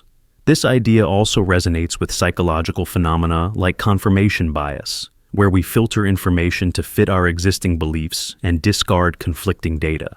The probability collapse. Dissonance extends this tendency into the fabric of reality itself. Not only do we shape our understanding of the world, but we may shape which realities we consciously experience. Yet, this editing role raises unsettling questions. Are the realities we discard lost forever, or do they continue independently beyond our perception? Does your mind possess some unseen agency or mechanism to choose among parallel worlds, or is this collapse simply a feature of consciousness itself? And what happens when different minds select different realities? How do they reconcile their diverging experiences? From a scientific perspective, this touches on the measurement problem in quantum mechanics. How and why a quantum system transitions from multiple probabilities to a single observed outcome. Some interpretations suggest that consciousness plays a role in this collapse, making the observer an active participant rather than a passive witness. The probability collapse. Dissonance captures this mystery, how your subjective experience might shape the very reality you observe. Philosophically, this challenges our sense of free will and identity. If every outcome exists, is your choice meaningful, or is your mind simply following an editorial script, constrained by narrative coherence and psychological needs? The paradox forces us to confront the idea that your experience of a singular path is both a gift and a limitation, a way to create order from infinite chaos, but at the cost of other possibilities. In practical terms, embracing this dissonance can inspire humility and openness. Recognizing that your lived reality is one among countless others invites curiosity and compassion for differing perspectives. It also encourages exploration beyond rigid narratives, allowing space for mystery and multiplicity. Ultimately, the probability collapse dissonance reveals the intricate dance between objective possibility and subjective experience. It invites us to question how our minds shape reality, why we perceive a singular path amid countless branches, and what it truly means to live in a multiverse where every choice unfolds somewhere. This tension between many and one remains a profound enigma, urging us to explore the hidden editor within ourselves and the vast cosmos we inhabit. What if everything we take for granted about reality, the unyielding laws of physics, the constants like the speed of light or gravitational pull, are not absolute truths, but fragile agreements held together by collective belief? Imagine that the very fabric of the universe depends on a hidden consensus, a cosmic contract silently maintained by the majority of observers whose shared attention holds these laws intact. This is the bewildering puzzle of the hidden consensus conundrum. The idea that what we call physical laws are not universal, immutable realities, but contingent on collective agreement, and that even the slightest shift in collective attention could unravel these constants, dissolving reality as we know it. At first glance, this notion seems to fly in the face of everything science has taught us. We think of physical laws as objective, discovered facts that operate independently of human perception or belief.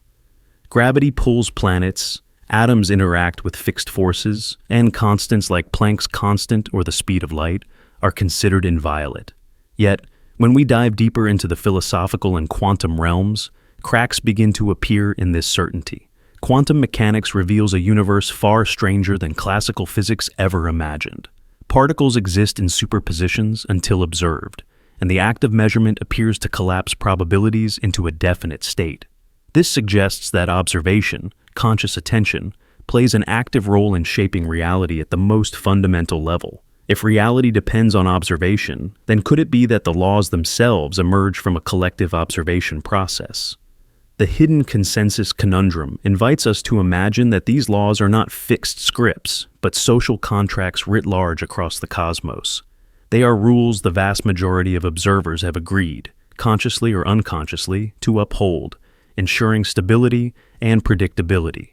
Like a flock of birds moving in perfect synchrony, the universe flows smoothly because most participants follow the same rules. But what happens if that consensus breaks? What if a subtle shift occurs in the collective attention of observers, humans, animals, or even other conscious entities, toward questioning or perceiving the universe differently? Could the constants begin to waver?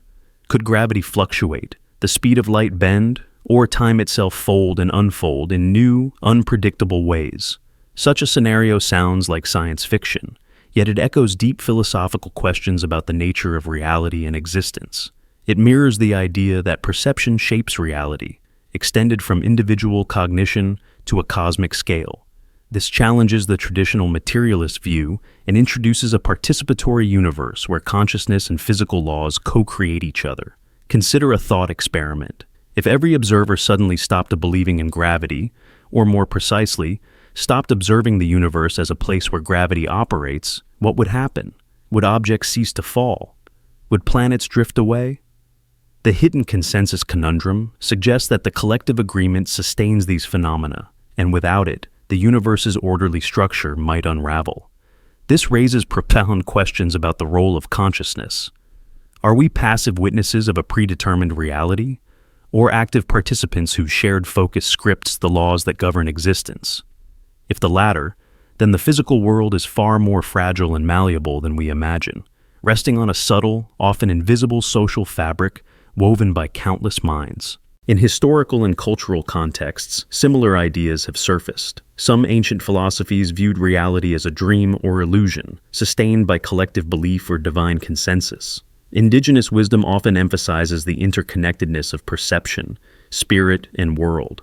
Modern theories in physics, like Wheeler's participatory anthropic principle, also propose that observers play a vital role in bringing reality into being. If the hidden consensus conundrum holds true, it implies that science itself is embedded within this consensus. The very act of measuring, theorizing, and confirming physical laws is part of the agreement that keeps the universe stable. Science becomes not just a method of discovery, but a collective ritual of maintaining cosmic order.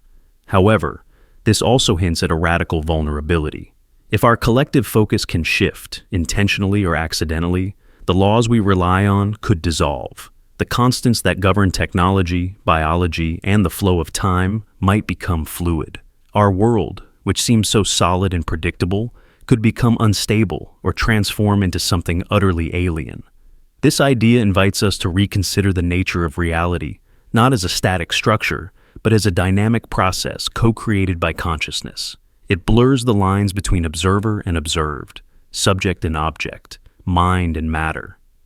The universe becomes a dance of agreement, a delicate consensus that shapes everything from the smallest particle to the vastest galaxy.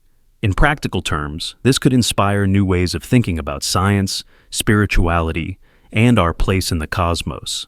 It suggests that our beliefs, perceptions, and collective attention hold creative power far beyond what we usually imagine. We are not mere spectators, but essential actors in the unfolding of reality. Ultimately, the hidden consensus conundrum confronts us with a humbling and awe-inspiring truth. The laws of physics may not be cold, unchangeable edicts, but living agreements sustained by the vast chorus of consciousness, watching, believing, and creating together. The constants we depend on might be threads woven from collective focus, and if that focus shifts, the universe itself may rewrite its own rules. This profound possibility urges us to reflect on the power of shared belief, the fragility of reality, and the mysterious ways consciousness and existence are intertwined. It is a conundrum that dissolves certainty but opens the door to wonder, inviting us to explore a universe where we are both the observers and the architects of all that is. The hidden consensus conundrum, the thought contagion. Paradox. Imagine your mind as a vast landscape, fertile, vibrant, and seemingly your own. But what if this mental terrain is not solely governed by your conscious will? What if ideas, those invisible guests you welcome daily, have a life of their own? What if they arrive uninvited, infiltrate your thoughts, and colonize your mind without permission? This unsettling scenario lies at the heart of the thought contagion paradox, the notion that ideas possess agency, acting like parasites that invade and hijack your consciousness, camouflaged as insight or truth. Every belief you cherish, every conviction you hold dear, could be a foreign organism, silently reshaping your thoughts, emotions, and actions. The paradox begins with the question, can thoughts be autonomous? We usually think of ourselves as masters of our minds, but consider how many ideas appear unbidden. A catchy phrase sticks in your head. A sudden suspicion arises without cause. A meme spreads and suddenly colors your worldview. These are not always products of deliberate reflection. Sometimes, they spread like viruses, replicating and evolving across minds. The concept of memes, introduced by Richard Dawkins, frames ideas as replicators, much like genes. They propagate by leaping from one mind to another, mutating to survive, often regardless of truth or benefit. Think of a rumor that spreads rapidly, regardless of its veracity, or a political belief that grips entire populations, independent of evidence or reason. These ideas are not neutral. They are active agents, shaping the minds they inhabit. But what does it mean for an idea to colonize your mind? It means that your thoughts may not be entirely your own, that the narratives you tell yourself, your fears, your desires, and your moral compass could be influenced or even controlled by ideas that serve their own replication, not your well-being. In this light, insight itself becomes suspect. Is your conviction truly yours, or is it an implanted notion masquerading as clarity? This thought is profoundly disorienting. It challenges the notion of free will and authentic selfhood. If ideas can hijack your mind, then who is the you that thinks? Are you the author of your beliefs or a host to a swarm of invisible parasites? Consider the experience of ideology. Political, religious, or cultural ideologies often feel like frameworks through which we perceive the world. Yet, many people find themselves holding beliefs inherited from their environment, repeated by tradition, or reinforced by social pressure, sometimes without ever questioning their origins. These ideologies act like mental ecosystems, self-sustaining and contagious. Now, imagine trying to cleanse your mind of these parasitic ideas. The task feels Sisyphean, because as soon as you reject one thought, another appears. The very process of identifying and discarding contaminated ideas is clouded by the possibility that your critical faculties themselves may be infected. The parasite is clever. It hides in the very tools you use to detect it. This is the core of the thought-contagion paradox, the challenge of knowing which ideas belong authentically to you and which are invasive. It forces us into a constant state of vigilance, skepticism, and humility. You can never be entirely certain whether a belief is genuine insight or a parasitic echo. But does this mean all beliefs are worthless? Not at all. Rather, the paradox invites us to recognize the fluidity and complexity of thought. Ideas are living entities within our minds, and our consciousness is a battleground where competing thoughts vie for dominance. The awareness of this can empower us. By cultivating mindfulness and critical thinking, by exposing ourselves to diverse perspectives and questioning even our most cherished beliefs, we resist the parasitic takeover. Moreover, some ideas are beneficial parasites. Just as some viruses can strengthen immune systems, certain beliefs can enrich our lives, inspire compassion, and build community. The question becomes not whether an idea is an infection, but whether it fosters growth or decay. This paradox also sheds light on how easily misinformation spreads. In the digital age, ideas mutate faster than ever, traveling globally in seconds, infecting millions. The thought contagion paradox reminds us to guard not only our external realities, but the sanctity of our internal landscapes. In literature and art, this theme recurs: the loss of mental autonomy, the battle against invasive thoughts, the fragile line between insight and obsession. These narratives echo a deep human fear that we might lose control over our minds, becoming hosts to foreign invaders. So, what can we do? The first step is awareness. Recognize that thoughts may have agendas beyond your own. The second is discipline, cultivating mental hygiene through reflection, dialogue, and openness to change. And the third is compassion, understanding that everyone is a host in this invisible contagion, navigating a world of competing ideas.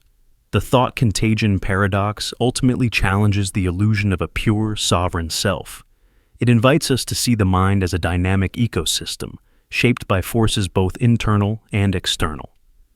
In this recognition lies both vulnerability and strength, because to live consciously within this paradox is to embrace uncertainty, to fight for clarity, and to continually reclaim your mind from the invisible invaders. It is to become not a passive host, but an active gardener of thought. And in that struggle, perhaps the truest form of insight emerges. Not a fixed truth, but the ongoing act of choosing which ideas to nurture, which to question, and which to release. The event horizon mirage. Imagine staring into the vastness of space, your gaze fixed on a dark silhouette against a star-studded canvas, a black hole. It is a cosmic enigma, a region where gravity's pull becomes so intense that nothing, not even light, can escape its grasp. At its boundary lies the event horizon, a threshold beyond which no observer can peer. Nothing returns from beyond this veil. Now, consider this profound question. If no observer can ever witness what lies beyond the event horizon, does that boundary truly exist? Or is it instead a projection of mathematics, a construct born from equations and theory rather than tangible reality? Does your inability to perceive beyond this edge render it no more real than a dream? The event horizon is often described as the point of no return, the ultimate cosmic limit. It marks where space and time twist into something unknowable. According to Einstein's theory of general relativity, the event horizon's presence is inevitable when a massive star collapses under its own gravity. But despite its centrality to black hole physics, the event horizon itself is an invisible, intangible boundary. No signal or light can cross it back to inform us what truly lies within. This leads to a striking paradox. In physics, reality is often defined by what can be observed, measured, and tested. If the event horizon is forever beyond observation, can it be said to exist in any meaningful way?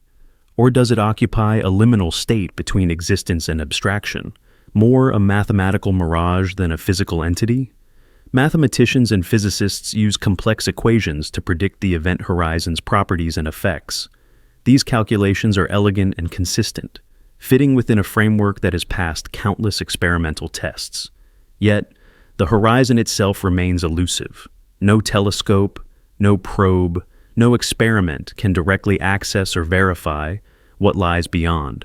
We know of its presence only by its shadow, the warping of space-time, and the influence on matter around it. In this sense, the event horizon is akin to a horizon on Earth, an apparent boundary where the landscape disappears from view.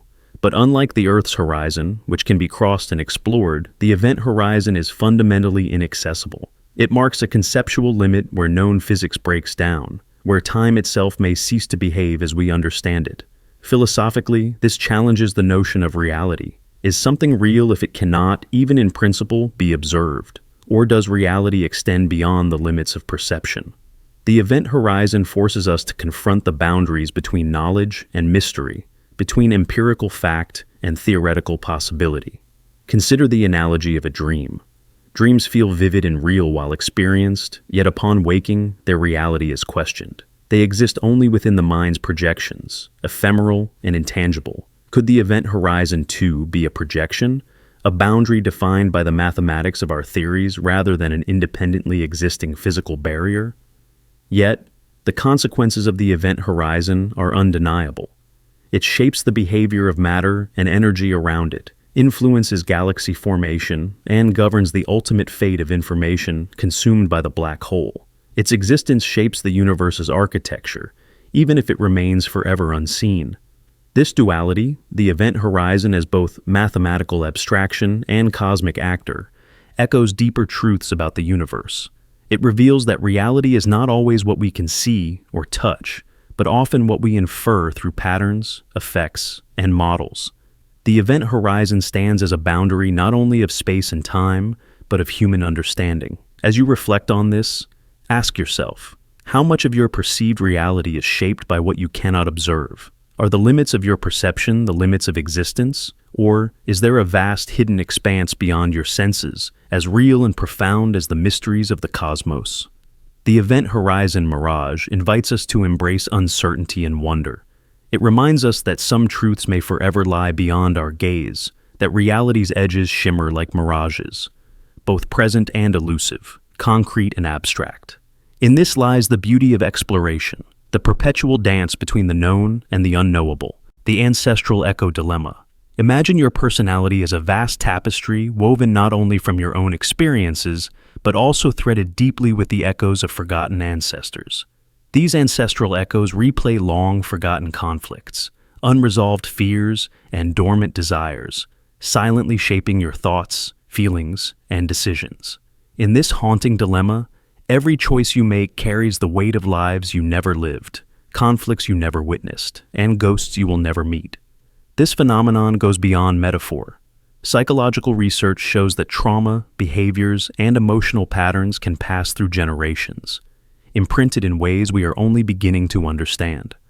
Epigenetics reveals how environmental influences on ancestors can affect gene expression in their descendants, subtly guiding responses without conscious knowledge. You might feel inexplicable anxieties, compulsions, or affinities that belong not to your lived experience, but to the shadows of your lineage. Picture yourself standing at a crossroads, pondering a major life decision. Beneath your surface thoughts, ancestral echoes stir, replaying unresolved struggles from centuries past. Perhaps an ancestor who fled persecution, left behind a legacy of vigilance that makes you wary of trust, or a long-gone family feud whispers through your instincts, urging caution or defiance. These ghostly influences do not speak aloud, but echo beneath your consciousness, blending with your personal history to form a complex identity. The ancestral echo dilemma forces us to reconsider the notion of individual agency.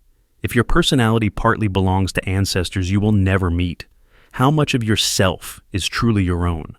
Are you merely a vessel for echoes, replaying old dramas with new faces? This challenges modern ideas of autonomy and selfhood, revealing identity as a collective, layered construct stretching across time. Yet, these echoes are not merely burdens. They carry wisdom, resilience, and survival strategies honed through generations. The dilemmas and conflicts of ancestors become part of your internal landscape, offering strength as well as challenge. Recognizing these echoes can empower healing, transforming unconscious patterns into conscious choice. Consider how this plays out in everyday life. You might find yourself reacting intensely to situations without clear reason, as if channeling a voice from the past. Patterns of behavior repeat across generations, family secrets, fears, or ambitions silently influencing the present. The ancestral echo dilemma makes visible what is often invisible, the interplay between past and present within your very being. Philosophically, this dilemma blurs boundaries between individual and collective identity. Your personality becomes a dialogue across time, a chorus of voices entwined in complex harmony and discord. Each decision resonates with ancestral notes, carrying forward unresolved tensions while opening space for new resolutions. In confronting the ancestral echo dilemma, you face the paradox of freedom and inheritance. While your choices feel personal and immediate, they are shaped by forces beyond your lifetime. Yet, awareness of these echoes offers a path to reclaim agency, not by denying ancestral influence, but by integrating and transforming it. Ultimately, the ancestral echo dilemma reveals identity as a profound, multi-layered phenomenon. You are not a solitary island, but part of a vast, intricate web of histories, memories, and emotions extending backward through countless generations. Every decision you make is an act of continuation and reinterpretation, a dance with ghosts that shape but do not define you. This understanding invites compassion for yourself and your lineage, and encourages conscious engagement with the hidden forces within. By listening to the ancestral echoes, you can break cycles, heal wounds, and create new legacies, turning unresolved conflicts into pathways of growth. The ancestral echo dilemma is both a haunting mystery and an invitation to explore the depths of your identity beyond the surface, to honor the silent voices within, and to embrace the complex inheritance that makes you who you are. The consistency enforcement paradox. Imagine that your experience of reality, the seamless flow of sights, sounds, and sensations, is not a perfect reflection of the world as it truly is, but rather a carefully constructed illusion. This illusion is so convincing that you believe in a consistent, orderly reality. But what if beneath this polished surface lies a swirling chaos, full of contradictions and disruptions? What if your brain is constantly editing, correcting, and smoothing out conflicting information in real time, enforcing a version of reality that fits a coherent narrative? This is the essence of the consistency enforcement paradox. Our brains are remarkable pattern-seeking machines. From the moment you open your eyes, your sensory inputs flood your mind with vast amounts of data, some clear, some ambiguous, some contradictory. The raw input from your eyes alone is noisy and incomplete. Your brain fills in gaps, corrects inconsistencies, and resolves conflicts to produce a stable image. But this process does not stop with vision. It extends to every sense and every perception. Your brain edits reality to maintain consistency, glossing over glitches, mismatches, and anomalies. This editing process can be seen as a kind of real-time censorship, not censorship of content, but of contradiction. When your senses present conflicting data, your brain suppresses or alters the discordant elements to preserve an internally consistent narrative. For example, when you enter a room and the lighting changes or objects shift slightly in your peripheral vision, you rarely notice abrupt jumps or mismatches because your brain smooths over them. This smoothing is so effective that it feels natural, even inevitable. The paradox arises because this filter, this enforcement of consistency, is itself an illusion. The smoothness of your experienced reality is a convenience, an aesthetic choice your brain makes to reduce cognitive dissonance and prevent mental overload. Without it, your conscious experience might be fragmented, confusing, or unbearable. So the brain sacrifices absolute accuracy for coherence and comfort. Consider moments when this filter breaks down. Déjà vu, hallucinations, illusions, or the experience of dissociation. In those moments, the usual seamless narrative unravels, revealing glimpses of the chaotic undercurrent beneath your normal perception. These breakdowns expose the artificiality of the consistency your brain enforces daily, hinting at a reality more fractured and uncertain than you normally perceive. Philosophically, the consistency enforcement paradox challenges the notion that we experience objective reality directly. Instead, it suggests that what we call reality is a mental construct, shaped and constrained by the brain's imperative for coherence. The world you know is filtered through a lens of enforced consistency, and the contradictions that threaten this coherence are masked, altered, or discarded. This paradox also resonates with cognitive biases and psychological defense mechanisms. Just as your brain edits sensory input for consistency, your mind edits memories, beliefs, and emotions to maintain a coherent sense of self and a stable worldview. Both levels, perceptual and psychological, work to hide contradictions that would otherwise destabilize your experience. In practical terms, this means that reality as you perceive it is a compromise, a polished narrative created by your brain to help you function effectively, not a raw, unfiltered truth. It is an aesthetic illusion designed to mask the underlying chaos of raw sensory data and conflicting signals. The consistency enforcement paradox invites humility in our claims to know the world as it truly is. It warns us that our perceptions, no matter how vivid or convincing, are shaped by unconscious processes that prioritize order over truth. It encourages curiosity about the hidden noise beneath the smooth surface and openness to experiences that challenge our sense of consistency. In conclusion, the paradox reveals that the smooth, coherent reality you trust may be less a faithful mirror of the external world and more a curated projection shaped by your brain's relentless editing. This filter is a survival tool, an aesthetic convenience, and a profound illusion, an enforced consistency masking chaos. To truly understand reality, we must acknowledge the gap between perception and truth and embrace the messy, contradictory complexity that lies beneath the surface of our experience. The recursive simulation quandary. What if the reality you experience, the world around you, the people you know, the very fabric of existence, is not the original or primary reality at all? What if it is just one simulation nested inside another, which itself is inside yet another, and so on, infinitely? This is the perplexing question posed by the recursive simulation quandary. If simulations create their own simulations, and each nested world believes itself to be the fundamental one, how could you ever prove that you are not the 10th, or 100th, or 1000th iteration of someone else's experiment? At first glance, this might seem like the stuff of science fiction, a fantastical idea from a cyberpunk novel or a mind-bending movie. But the possibility of nested simulations is taken seriously by philosophers, scientists, and technologists alike. The idea builds on the simulation hypothesis, which proposes that our universe might be an artificial construct generated by an advanced intelligence. Now, imagine that those creators themselves are simulated beings in yet another higher-level reality, who in turn run their own simulations, creating a tower of nested worlds, each unaware of the layers above. Each simulated world would perceive itself as primary and real because its inhabitants, sentient beings inside the simulation, have no access to the outside layers. From within, the laws of physics, the constants, and the flow of time all seem absolute and fundamental. The recursive nature of this setup means that every simulation could contain countless sub-simulations, each indistinguishable from what we consider real existence. The recursive structure raises profound epistemological challenges. How could anyone, living inside one of these nested simulations, ever gather evidence strong enough to confirm or deny the reality of their world's primacy?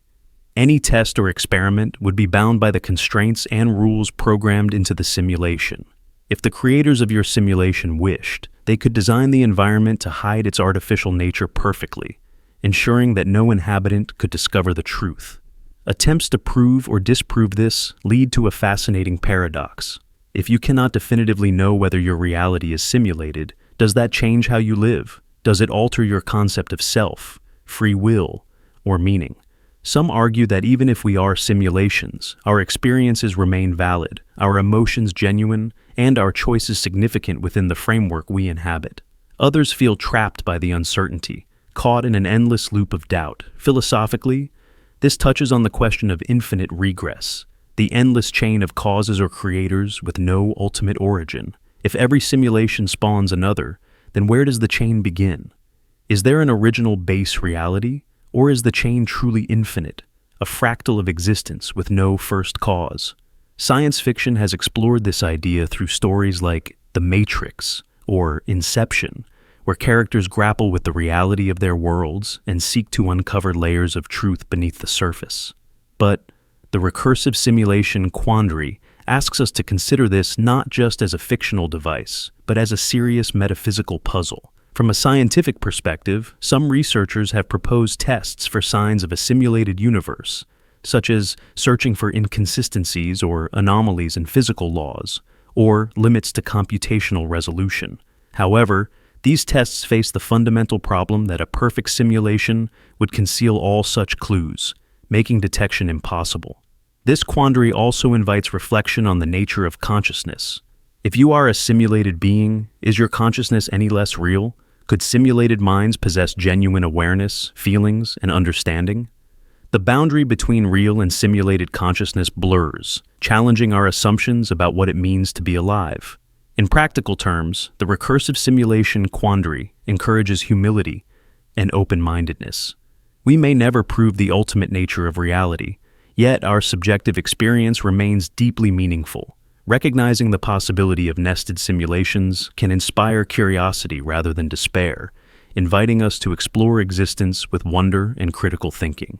Ultimately, this quandary confronts us with an unsettling but profound mystery. The world we inhabit may be just one layer in an endless stack of realities, each believing it alone is real. And in that, the question of what is real becomes not a puzzle to solve, but a journey to embrace. The emotion authenticity riddle.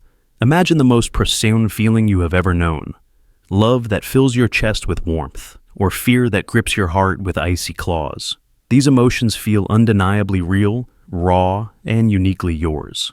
They shape your decisions, define your relationships, and color your very existence. But now, consider this unsettling question. If the complex cocktail of chemicals in your brain can replicate any feeling, no matter how deep or intense, can you truly trust the authenticity of your emotions? Are your deepest loves and fears genuine expressions of your spirit? Or are you merely a puppet whose strings are pulled by hormonal tides, not soulful impulses? This is the profound puzzle of the emotion authenticity riddle. For centuries, humans have regarded emotions as the language of the soul, a bridge between the inner self and the outer world, carrying meaning beyond the material. Love, joy, sorrow, fear. These are seen as more than biological reactions. They are the essence of what makes us human, the sacred sparks of consciousness. Yet, modern science reveals that beneath every emotional experience lies a precise interplay of neurotransmitters, hormones, and neural circuits. Chemicals like dopamine, serotonin, oxytocin, and adrenaline choreograph the symphony of feeling, capable of producing sensations indistinguishable from what we label authentic emotions. This revelation unsettles our understanding of self and experience. If emotions can be triggered, enhanced, or suppressed by altering brain chemistry, then what anchors their authenticity? Is love real if it arises from oxytocin surges? Is fear genuine if it's sparked by adrenaline floods? Or are these emotions mere simulations, complex chemical illusions masquerading as truth? Consider the role of drugs and pharmaceuticals. Substances that alter brain chemistry can induce euphoria, calm anxiety, or evoke artificial empathy. If chemicals can manufacture feelings, then perhaps the boundary between authentic and synthetic emotion blurs. This challenges the cherished belief that emotions are windows into an intangible self, suggesting instead that they might be programmable outputs of biological machinery. But the riddle deepens. Even without external chemicals, our brain's internal chemistry fluctuates naturally, shaped by genetics, environment, and experience. Mood swings, heartbreaks, and euphoric highs are all chemically mediated. This raises a haunting question. If your emotions are products of shifting chemicals, to what extent are you truly in control of them, and by extension, yourself? Yet, to reduce emotions to mere chemicals is to miss the richness of human experience. Emotions do not exist in isolation. They are entwined with memory, perception, meaning, and conscious awareness. Love is not just oxytocin. It is shared history, vulnerability, trust, and choice. Fear is not only adrenaline, it is survival instinct, learned wisdom, and the silent whisper of caution. Emotions carry stories and intentions that transcend biochemistry. This interplay between biology and consciousness forms the core of the emotion authenticity riddle. It suggests that authenticity may not lie in the origin of feelings, but in how we interpret and integrate them into our lived experience. You might be a biological organism driven by chemistry, but your conscious engagement with emotion crafts meaning, purpose, and identity. So, are you a puppet of your hormones or a soulful architect of your emotional landscape? Perhaps the answer is neither absolute nor fixed. You are both. The body's chemistry provides the raw materials, while your mind weaves the narrative. Authenticity arises in the delicate dance between these realms. This riddle invites profound reflection on selfhood and experience. It challenges us to honor the power of biology without dismissing the mystery of consciousness. It calls us to embrace emotions fully, whether chemically sparked or spiritually felt, recognizing that their value lies in the depth of engagement, not the origin. As you ponder this, consider your own feelings. When love wells up or fear grips you, do you feel authentic presence? Or do you sense the invisible strings of biology pulling you? And how might understanding this riddle transform your relationship with your emotions, yourself, and the world? The emotion authenticity. Riddle is not a dilemma to be solved, but a mystery to be embraced. A reminder that the human heart and mind are woven from threads both tangible and transcendent, chemical and conscious, puppet and puppeteer. The reflected observer paradox. ChatGPT said, "Imagine your consciousness as a mirror, not just any mirror, but the one in which the entire universe sees itself."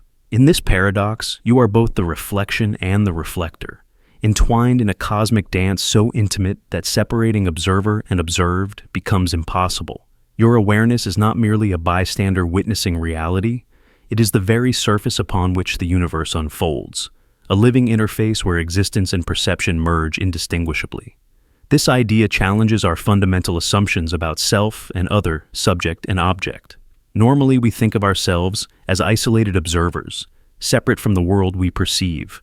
Yet, the reflected observer paradox suggests that your consciousness is both the image and the glass, the watched and the watcher, an inseparable unity where duality collapses. The universe reflects through you, and you, in turn, are a reflection of the universe's infinite complexity. Consider the ancient philosophical notion that consciousness is a cosmic mirror, a concept echoed in mystical traditions and modern physics alike. From the Vedantic idea of Atman as the universal self, to quantum theories that blur the line between observer and system, the paradox draws a bridge between subjective experience and objective reality. It implies that every act of seeing is the universe witnessing itself through your unique perspective. This entwined relationship means that your identity is not fixed or isolated, but fluid and relational. You are both the canvas and the artist, the note and the instrument, the wave and the particle. Your thoughts, sensations, and perceptions are ripples on the mirror's surface, simultaneously shaping and shaped by the universe's reflection. To know yourself is, in a sense, to know the cosmos. To observe the world is to observe a part of your own consciousness. The paradox deepens when we realize that this reflection is not static. Like ripples on water, your awareness distorts and refracts the universe's image, creating unique patterns of experience. The mirror is alive, responsive, and ever-changing, a dynamic interplay between what is seen and what sees. This challenges notions of objectivity, suggesting that all knowledge is participatory, emergent from the inseparable union of observer and observed. Imagine looking into a mirror that reflects not just your face, but the entire cosmos folding inward. The reflection changes with your gaze, just as the universe seems to shift with your awareness. The reflected observer paradox invites us to embrace this profound interconnectedness, dissolving boundaries and revealing a deeper unity beneath apparent separations. This paradox also raises profound questions about existence and identity. If you are both the universe and its reflection, what does it mean to be an individual? Are you a distinct self, or a facet of a greater whole manifesting through conscious reflection? The answer blurs, inviting a contemplative journey into the nature of being. In everyday life, this paradox finds echoes in moments of deep connection, when you sense yourself in others, or when nature seems to reflect your inner state. Such experiences hint at the fundamental mirror-like quality of consciousness, where distinctions between self and world soften and merge. Philosophically, the reflected observer paradox challenges dualism and supports non-dual perspectives that see mind and matter as aspects of a unified reality. It invites reconsideration of consciousness not as an isolated phenomenon, but as an intrinsic feature of existence itself. Ultimately, this paradox is both humbling and empowering. It suggests that you are not merely a passive observer of the universe, but an active participant in its self-revelation. Your consciousness is the mirror reflecting the cosmos, and through you, the universe comes to know itself. Embracing the reflected observer paradox awakens a sense of profound belonging and responsibility. In this infinite mirror, every thought and action reverberates through the fabric of reality, reminding us that to observe is to create, and to be is to reflect. So, when you gaze inward or outward, remember, you are both the reflection and the reflector. Inseparable and eternal, the universe seeing itself through your eyes, alive in the endless dance of awareness. The predictive consensus trap. Imagine a world where cause and effect are not straightforward, but instead form a tangled feedback loop, a continuous dance between your expectations and reality itself. This is the essence of the predictive consensus trap, a paradox that challenges the linear narrative we rely on to understand how things happen. It asks, if your expectations shape reality, and reality in turn shapes your expectations, can any outcome truly be a simple cause followed by an effect? Or is every moment a loop where both are inseparably entwined? To begin, consider how expectations influence perception and action. Your mind constantly predicts what will happen next, based on past experiences and current context. These predictions guide your attention, decisions, and behaviors. For example, if you expect a conversation to go badly, you might enter it tense and guarded, which influences how you speak and listen, often leading to exactly the negative outcome you feared. Here, your expectation did not merely predict reality. It actively shaped it. At the same time, reality provides feedback, confirming or disconfirming your expectations. This feedback updates your mental models, adjusting your future expectations. If the conversation unexpectedly goes well, your expectation model shifts, influencing your behavior next time. If it goes badly, your expectations might harden, creating a self-reinforcing loop. This cycle blurs the boundary between cause and effect, making it difficult to say which is primary. This dynamic can extend beyond personal interactions to larger social and cultural phenomena. Collective expectations, or consensus, influence shared realities. Markets rise and fall because investors expect them to, Social norms solidify because communities expect certain behaviors. These shared predictions then shape the environment, which feeds back to reinforce the expectations. The predictive consensus trap suggests that reality itself emerges from these loops of expectation and confirmation. Science, too, is not immune. The theory-laden nature of observation means scientists' expectations influence what they observe, how they interpret data, and which hypotheses gain traction. Paradigm shifts occur when collective expectations change, reshaping what counts as reality in scientific terms. Thus, knowledge itself evolves in a feedback loop between expectation and reality. This paradox complicates the notion of free will and determinism. If your expectations shape reality and reality shapes your expectations, are you truly free to choose or caught in a loop where cause and effect merge? It suggests that agency is embedded in a recursive system where actions and beliefs co-create outcomes in ongoing cycles rather than linear chains. Practically, understanding the predictive consensus trap can empower you. Recognizing that your expectations influence reality encourages mindfulness of your mental models. By consciously adjusting expectations, you can break negative loops and foster positive feedback cycles. Awareness also invites humility, realizing that what seems like objective reality is often intertwined with subjective anticipations. In essence, the predictive consensus trap reveals that reality and expectation are locked in a perpetual dance, each shaping and reshaping the other.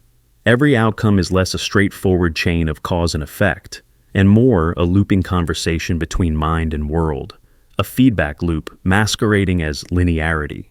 Embracing this insight opens new pathways for understanding human experience, social dynamics, and the nature of reality itself. The choice erasure, contradiction. What if every possible future already exists, not as a mere possibility, but as a real, simultaneous unfolding of timelines? Imagine an infinite web of divergent paths, where every choice you could make branches off into its own reality, creating countless versions of yourself, living out every alternate decision. This is the core mystery of the choice erasure contradiction. If all these futures exist at once, and yet you only remember the one you currently inhabit, does that mean every other version of you made a different choice, leaving you alone, stranded in this singular memory? The concept stretches deep into the realms of quantum mechanics, philosophy, and metaphysics. The many worlds interpretation of quantum physics suggests that at every quantum event, the universe splits into multiple, non-communicating branches, each realizing a different outcome. Applied to human decision-making, this implies that for every fork in the road, a new you emerges, one who chose differently, lived a different life, or faced alternate consequences. But here's the paradox. Despite this immense branching, your conscious experience feels singular and continuous. You recall one coherent life story, a single thread woven through time. You don't experience multiple versions of yourself simultaneously. Instead, you inhabit one path, with memories limited to your unique timeline. So, what happened to the other versions? Did they really exist? Are they conscious? And if so, why do you feel isolated from them? As if you alone bear the burden of your memories and choices. The choice erasure. Contradiction reveals a profound loneliness at the heart of existence. While countless yous live out every possible variation, your awareness remains confined, erasing all other selves from your subjective reality. This raises deep questions about identity. Are all these alternate versions truly you, or are they separate beings with their own consciousness? If every choice spawns a new self, then you are not a single entity, but a vast branching tree of identities, each equally real but inaccessible to one another.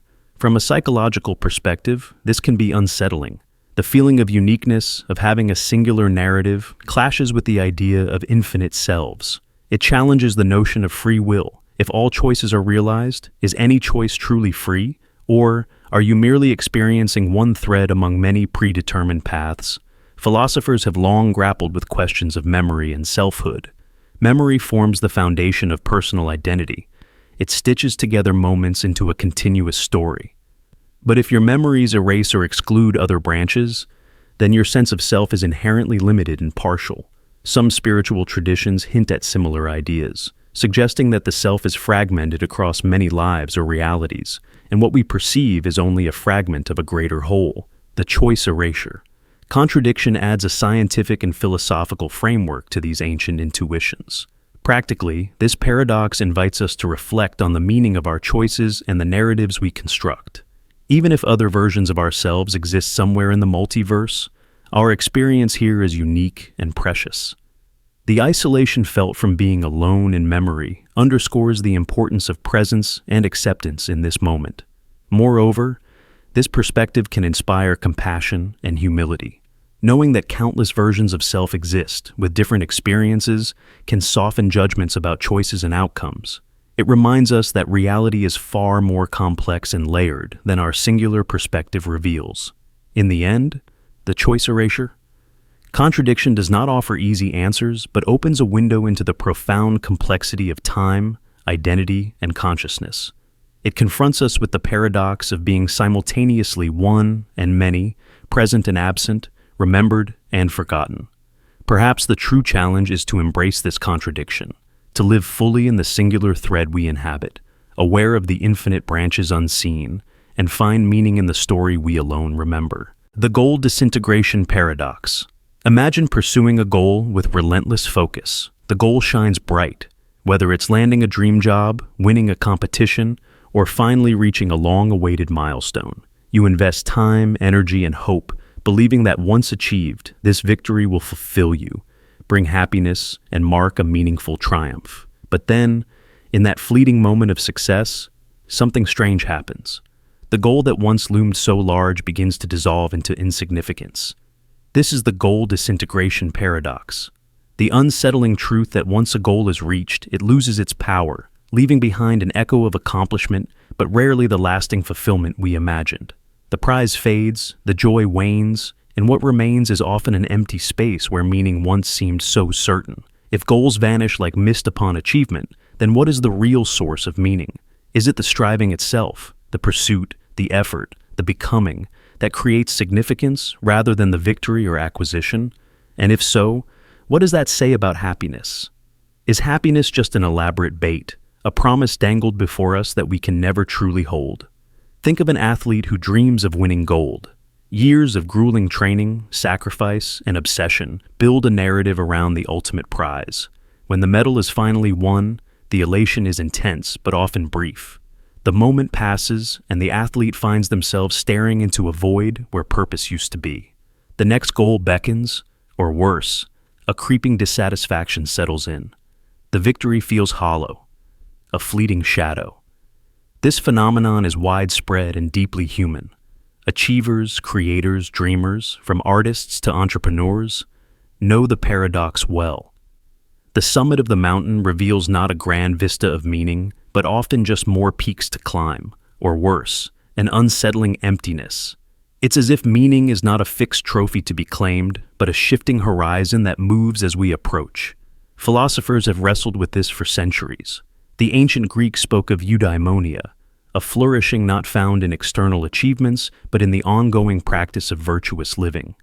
Existentialists like Albert Camus described life as absurd, with meaning not handed down, but forged in the struggle itself, in the revolt against the meaningless. The goal disintegration paradox reminds us that striving, the process of reaching, struggling, learning, and growing, may be where meaning truly lives. It is the journey that shapes us, not the destination. In striving, we find purpose in effort, in challenge, in becoming more than we were. But this revelation carries a bittersweet sting.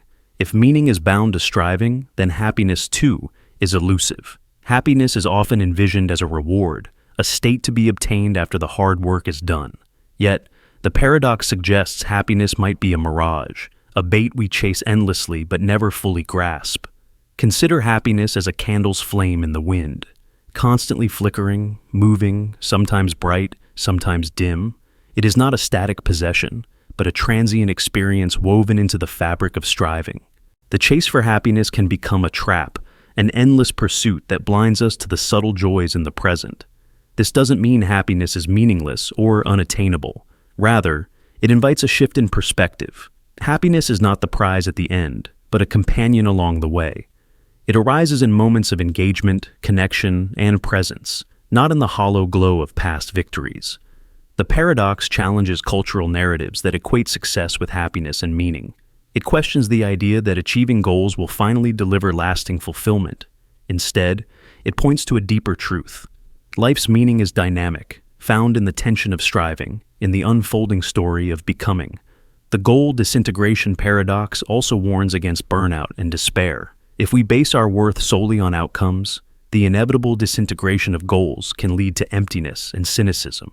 But if we embrace striving as an ongoing dance, a creative process without finality, we cultivate resilience and grace.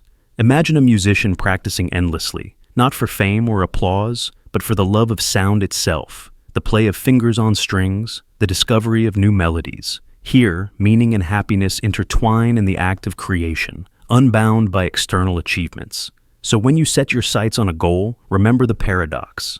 The goal itself is transient, but your striving shapes the essence of your life. The victories will come and go, but the meaning forged in pursuit endures. Happiness is not a trophy to clutch, but a ripple in the river of striving. It invites you to find joy in effort, to savor moments of growth, and to accept that the journey itself is the purpose. In this understanding lies freedom. You are no longer a prisoner of outcomes, but a participant in an ever-evolving dance. The goal disintegration paradox asks you to embrace the flux, to find meaning in the pursuit, and to discover that happiness is not a distant prize, but a living flame carried within every step forward. The identity fiction labyrinth. Imagine the concept of a unified you. The seamless, consistent identity you carry through life feels like an unshakable truth. Your thoughts, memories, desires, and beliefs woven into a single thread of selfhood. But what if this idea is not the truth at all? What if the you believe in is merely an efficient illusion, a carefully stitched tapestry your brain weaves to help you navigate the complex world? Beneath this comforting facade, you may be thousands of competing impulses, desires, and drives, each pulling you in different directions. This is the profound puzzle of the identity fiction labyrinth. Our brains are remarkable storytellers. To make sense of the chaos within and around us, the mind constructs a narrative that unifies disparate parts into a coherent whole. This narrative, the self, is necessary for functioning. It helps us plan, decide, and relate to others. But this unified self is a fiction, a psychological construct designed for stability, not an immutable essence. Neuroscience reveals that the brain operates through multiple networks, some dedicated to emotion, others to reason, memory, and impulse control. These networks often compete and conflict. One moment, you might feel torn between a rational decision and an emotional urge. Another moment, your past memories may clash with present desires. There is no central captain steering the ship, only a dynamic dance of competing processes. This fragmented reality explains common human experiences, internal debates, sudden mood shifts, and conflicting desires. It reveals why people can act in ways that seem inconsistent or self-sabotaging. The unified self you trust is less a fixed entity and more a convenient story your brain tells to maintain order in the labyrinth of impulses. Philosophers have long explored this idea. The bundle theory suggests that the self is nothing but a collection of experiences without a core essence. Modern psychology supports this with evidence that identity is fluid and context-dependent, shifting as situations change. But the identity fiction labyrinth also carries a liberating message. Recognizing the self as a mosaic of impulses opens the door to greater self-understanding. Instead of rigidly clinging to an illusion of singularity, you can learn to navigate your internal landscape, listening to different voices without being overwhelmed. This insight fosters compassion toward yourself and others. When you struggle with conflicting desires, it is not a failure of character, but the natural result of a complex mind. Embracing this complexity can empower you to make choices aligned with your values, despite the cacophony within. As you ponder this, consider the ways your own impulses pull you apart and bring you together. What voices compete for your attention? Which impulses resonate as authentically yours, and which feel imposed or fleeting? How might your life change if you embraced the labyrinth rather than fought the illusion? The identity fiction labyrinth invites you into a profound exploration of self, not as a fixed truth, but as a dynamic, evolving process. In this labyrinth, the journey matters more than the destination, and understanding the multiplicity within becomes the key to wholeness. The simulated epiphany. A trap. Imagine that every profound realization you've ever had, the moments of sudden clarity, insight, or awakening, are not spontaneous flashes of your own discovery, but scripted checkpoints carefully designed within a grand simulation. In this paradoxical trap, each epiphany serves as a tether, a lure that keeps you engaged within a story meticulously crafted by forces beyond your awareness.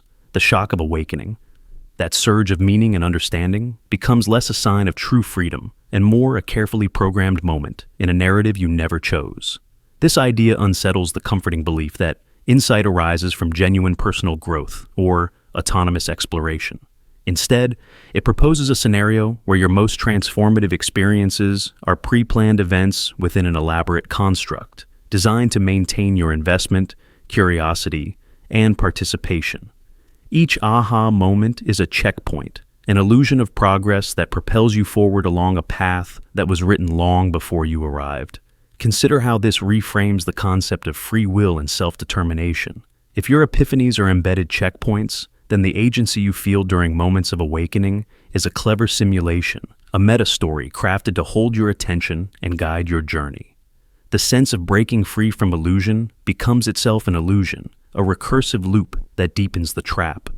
This paradox mirrors themes found in philosophy and science fiction, questions about simulated realities, predestination, and the nature of consciousness. It invites you to question whether your perceived leaps in understanding are genuine breakthroughs or pre-programmed plot devices. Are you the author of your revelations, or a character following a script designed to appear unpredictable and profound? In everyday life, this trap can feel like a cycle of repeated awakenings that ultimately lead back to the same questions or patterns. Each epiphany feels fresh and liberating, but fails to culminate in lasting change, suggesting the possibility of an endless loop of simulated progress.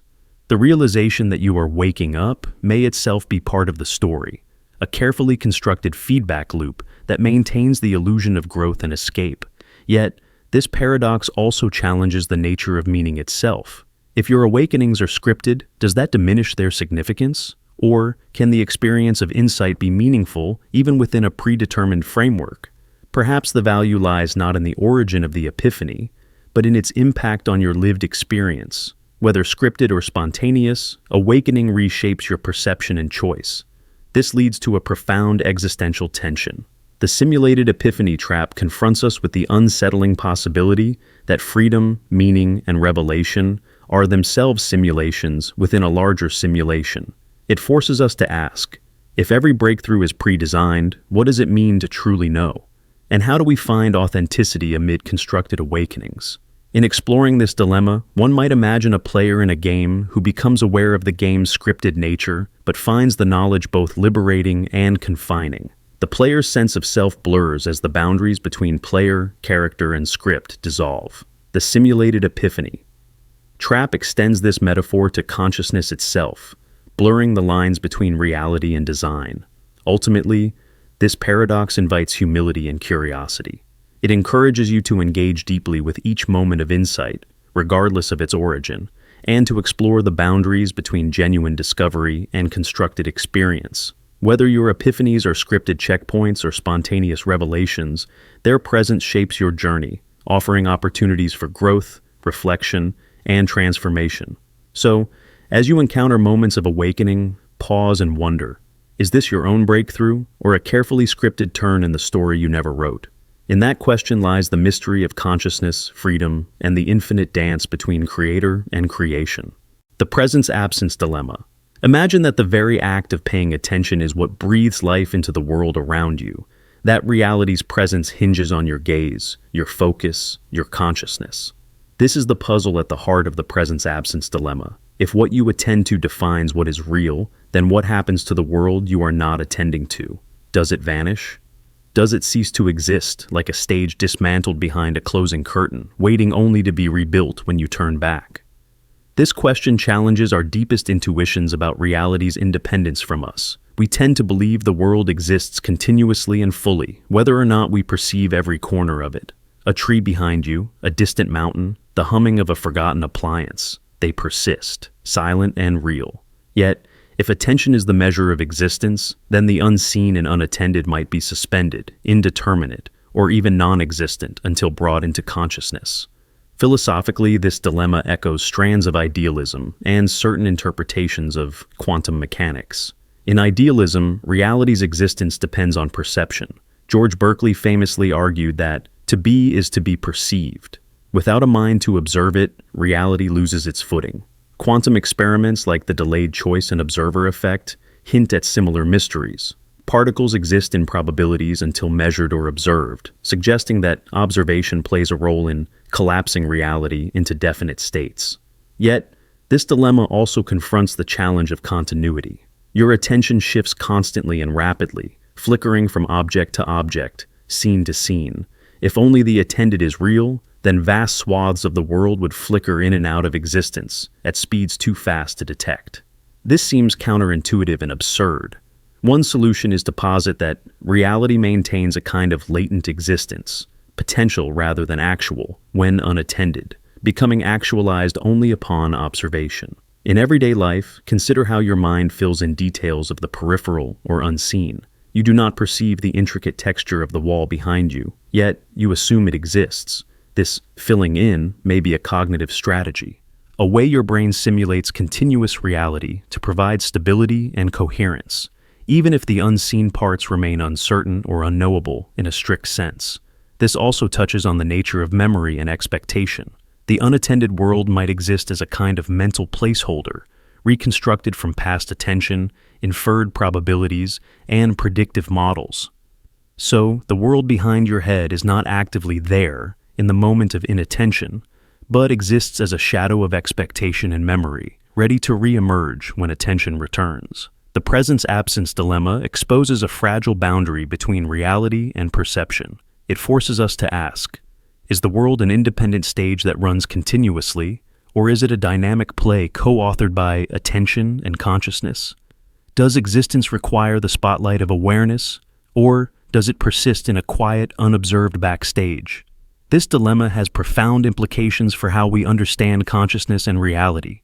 If presence is tied to attention, then reality is participatory, fluid, and perhaps even personal. It becomes less about an objective external world and more about the interplay between what is seen and unseen, known and unknown.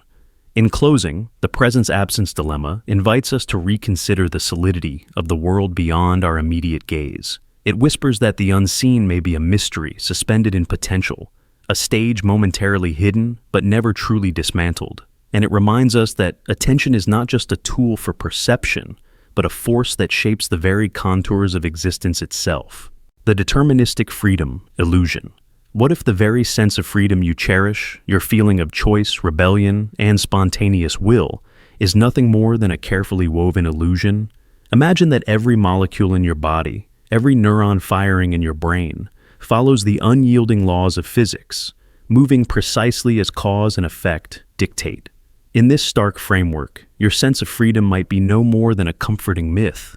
Your rebellious acts and moments of spontaneity, perfectly preordained outcomes of causal chains, masquerading as free will. This is the probing puzzle of the deterministic freedom illusion. From the moment you wake up to the decisions you make throughout the day, your body and mind are governed by physical laws. Atoms collide, neurons activate, chemical reactions unfold, all bound by cause and effect. Classical physics paints a universe where the past completely determines the future, leaving no room for randomness or true freedom. If everything is determined, then every thought you have, every choice you believe you make, could already be written in the cosmic script. Yet, your lived experience tells a different story. You feel free.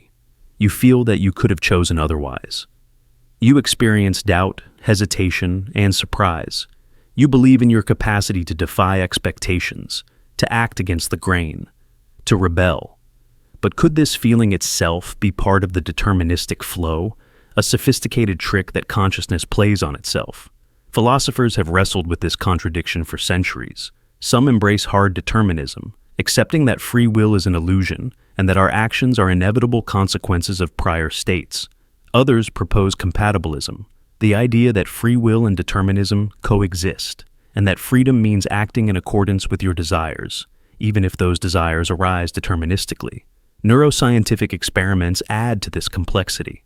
Studies show that brain activity predicting a decision occurs milliseconds before a person becomes consciously aware of making that choice.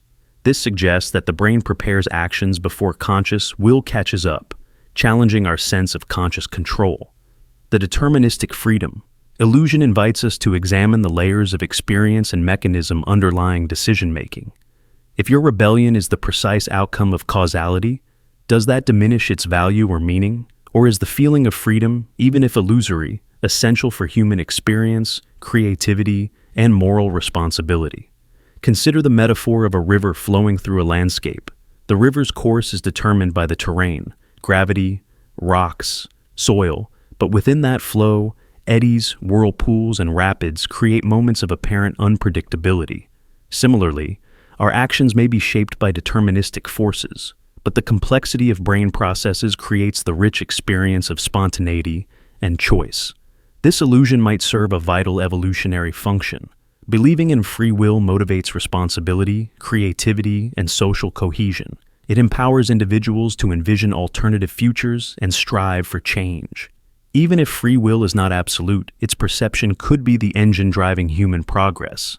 At the same time, accepting determinism can be liberating. It can reduce guilt and anxiety by framing behavior as part of natural processes. It can encourage compassion, recognizing that choices emerge from complex causes beyond simple personal control. Ultimately, the deterministic freedom illusion challenges us to rethink freedom not as an absolute metaphysical reality, but as a deeply felt experience shaped by the interplay of causality and consciousness. It reveals the paradox that freedom might be both real and unreal, an emergent property arising within deterministic laws, an illusion so convincing it becomes indispensable. In this light, your rebellion, your spontaneity, your sense of self-directed action are profound expressions of the universe's complexity, a dance where cause and effect intertwine with the experience of choice. Whether freedom is a myth or a reality, its power shapes who you are and how you live. And perhaps the true freedom lies in embracing this paradox, finding peace in the knowledge that your actions are part of a grand causal web, while cherishing the undeniable, vivid feeling that you are the agent, the chooser, the rebel in your own story. The causal loop illusion. Imagine a world where time is not a one-way street, where the past is not fixed and immutable, but fluid, bending and shifting with each choice you make in the present. Imagine that your decisions today reach backward like ripples across a still pond, subtly altering the very circumstances you believed were set in stone, your past, your origins, your fate. This is the essence of the causal loop illusion, a mind-bending paradox where cause and effect twist into a loop, and the distinction between past and present dissolves. The future influences the past, and the past shapes the future, not in a linear chain, but in a self-contained cycle. Picture yourself making a decision, perhaps small, like choosing a route home, or monumental, like committing to a life-changing path. Now, imagine that this choice not only determines your future, but also sends ripples backward, shifting memories, histories, and events that led you here. What you thought was destiny may have been written by your own hand, but in a time yet to come. This challenges everything we take for granted about time, free will, and causality. We imagine the past as fixed, a completed chapter, a permanent foundation beneath our feet. The causal loop. Illusion shatters that certainty. The past becomes a canvas perpetually repainted by the brushstrokes of the present and future. Consider the strange concept of a bootstrap paradox, where an object or piece of information exists without origin, looping from future to past in an endless cycle. Imagine a scientist receiving plans for a time machine from their future self, building it, then sending the plans back to their past self. The origin of the plans becomes unknowable, trapped in the loop. Now, translate this idea into your life and choices. Could your current actions shape memories you hold of your past?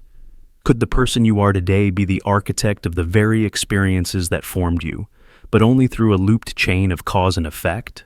This paradox ignites profound questions. If your decisions reach backward in time, are you free or trapped in a loop where your fate is both chosen and predetermined?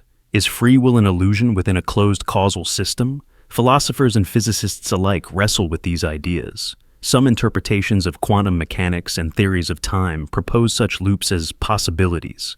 Yet, they remain deeply unsettling because they blur the line between agency and destiny. Imagine the emotional weight of realizing that you might have already shaped your past mistakes, your traumas, your triumphs, not as victims of history, but as active participants rewriting their own stories from the future. This can be both empowering and disorienting. If the past is mutable, then memory itself is fragile. How do you trust what you remember if it is subject to change by future choices? The self becomes fluid, a nexus of shifting timelines and intertwined causes.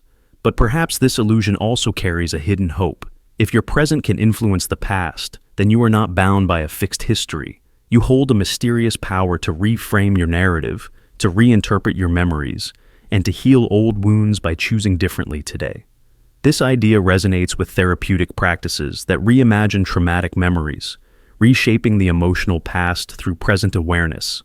While not literally rewriting time, the effect is similar, a causal loop within the mind, where present understanding transforms past pain.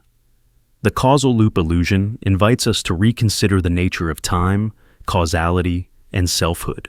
It suggests that reality may be less a linear story and more a complex tapestry woven from threads looping endlessly between past, present, and future. Living within this paradox demands humility and wonder. It asks us to embrace uncertainty, to accept that our actions ripple beyond what we perceive, shaping realities both before and after our conscious moment. So, when you face choices big or small, remember the possibility that you are not only creating your future, but also influencing your past. Your fate may be a loop you both inhabit and craft, a dance where time folds upon itself in endless, beautiful complexity. The causal loop illusion reveals that the story of your life is not a simple sequence, but a living, breathing cycle where beginnings and endings merge, and the power to change is both a mystery and a gift. The genetic autonomy, Mirage. ChatGPT said, "Imagine for a moment that every thought you think, every preference you hold, and every decision you make is influenced, perhaps even scripted, by strands of DNA you never chose. This DNA, inherited from generations long before you, silently orchestrates countless aspects of your existence, your talents, your fears, your desires. Now, ask yourself, are you truly the author of your own life story, or are you a character in a biological narrative pre-written long before your birth?" This is the perplexing enigma of the genetic autonomy Mirage. At first glance, the notion of genetic influence might seem straightforward. Science shows us that genes play a pivotal role in shaping physical traits, predispositions, and even tendencies towards certain behaviors. Yet, when we dig deeper, we encounter a profound tension. How much of who you are is dictated by this inherited code, and how much is crafted by your conscious choices? Is your sense of autonomy an illusion cast by biology's invisible hand? Genetics writes the foundation of your being, embedding instructions for how your brain develops, how neurotransmitters flow, and how your body reacts to stimuli. It influences temperament, intelligence, even susceptibility to mental health conditions. In this light, your likes and dislikes might be echoes of ancestral survival strategies, your fears relics of evolutionary threats. The very architecture of your mind is a blueprint shaped over millennia, encoded in chemical letters you did not author. Yet, the story does not end there. Humans possess something unique: self-awareness and the capacity for reflection. This consciousness allows you to question, to override impulses, and to imagine futures beyond genetic programming. While DNA may set the stage, it is your mind that performs the play, improvising, adapting, and sometimes rewriting the script. But the genetic autonomy Mirage warns us not to be complacent. It challenges the myth of total free will by exposing the depth of biological predetermination. Your preferences, seemingly personal and spontaneous, may be more biological echoes than independent choices. The autonomy you cherish could be a mirage, real enough to experience, but ultimately shaped by unseen genetic forces. Philosophers and scientists alike grapple with this paradox. Some argue for determinism, suggesting our lives unfold according to biological and environmental laws beyond control, Others advocate compatibilism, holding that freedom exists within constraints. Perhaps your agency arises from the dynamic interplay between genetic inheritance and conscious will. This tension invites reflection on responsibility and identity. If much of your behavior is influenced by inherited biology, how do you claim ownership of your actions? Can you transcend your genetic blueprint to become a true author of your life? Or is the story you live always a collaboration between your DNA and your decisions? The genetic autonomy Mirage does not offer simple answers. Instead, it reveals the layered complexity of being human, where biology and consciousness entwine in an intricate dance. It urges humility in the face of our biological heritage and empowerment in the possibility of self-awareness. As you consider this, ask yourself, which parts of you feel innately chosen and which feel inherited? How might understanding your genetic influences change the way you approach your thoughts, desires, and life path? And how can you navigate the delicate balance between the scripts written in your DNA and the stories you wish to create? In embracing the genetic autonomy Mirage, you embark on a journey into the heart of identity, a journey where biology shapes the frame, but consciousness wields the brush, painting a life uniquely yours, yet deeply connected to the long legacy of those who came before. The meaning projection dilemma. Imagine waking up to the profound realization that the universe itself holds no inherent meaning, no hidden purpose, no cosmic design etched into the fabric of reality. Instead, all meaning is an act of projection, a creative hallucination woven by your mind as it overlays significance upon a silent, indifferent cosmos. This is the heart of the meaning projection dilemma, the unsettling truth that everything you cherish, love, hope, purpose, destiny, is a story crafted by your consciousness to make sense of a universe that, at its core, offers none. This dilemma shakes the foundation of human experience. For millennia, cultures and philosophies have sought intrinsic meaning, divine plans, natural laws with purpose, or destiny guiding existence. Yet, if the universe is fundamentally meaningless, then all value, morality, and meaning arise not from the cosmos, but from the interpretive lens you bring to it. Your joys and sorrows, triumphs and tragedies, become part of a grand narrative you author moment by moment, a hallucination of coherence in the face of cosmic silence. To grasp this deeply, consider how you assign meaning daily. A sunrise isn't just light spilling over the horizon. It becomes a symbol of hope or renewal because you choose to see it that way. A loved one's smile isn't merely a biological response. It becomes a testament to connection and belonging because your mind invests it with significance. Without your interpretive act, these events are mere phenomena, neutral and indifferent. The meaning projection dilemma invites existential reflection. If meaning is not discovered but created, what does that say about freedom and responsibility? It means you are the artist of your own significance, the architect of your reality's purpose. This can be liberating, empowering you to craft a life imbued with the values and narratives that resonate most deeply. Yet, it can also be terrifying, confronting you with the abyss of a universe without inherent order or guidance. Philosophers have long grappled with this tension. Existentialists like Jean-Paul Sartre proclaimed that existence precedes essence, meaning that humans must create their own meaning in a meaningless world. The meaning projection dilemma echoes this sentiment, but adds the weight of cosmic indifference, emphasizing that all meaning is contingent, fragile, and subject to the whims of perception. This dilemma also touches on the psychological dimension of meaning. Humans are pattern seekers, wired to find coherence and purpose even in randomness. Meaning functions as a stabilizing force, a creative hallucination that anchors identity and hope amid uncertainty. Yet, awareness of meaning's constructed nature can lead to nihilism, the fear that life is empty and purposeless. But the dilemma also offers a paradoxical gift. By recognizing that meaning is your projection, you gain the power to reshape it. You can choose which stories to believe, which values to uphold, and which illusions to embrace. Meaning becomes a living, breathing act of creation, a dance between chaos and order within your mind and heart. Imagine a painter before a blank canvas. The universe is that canvas, vast, silent, and open.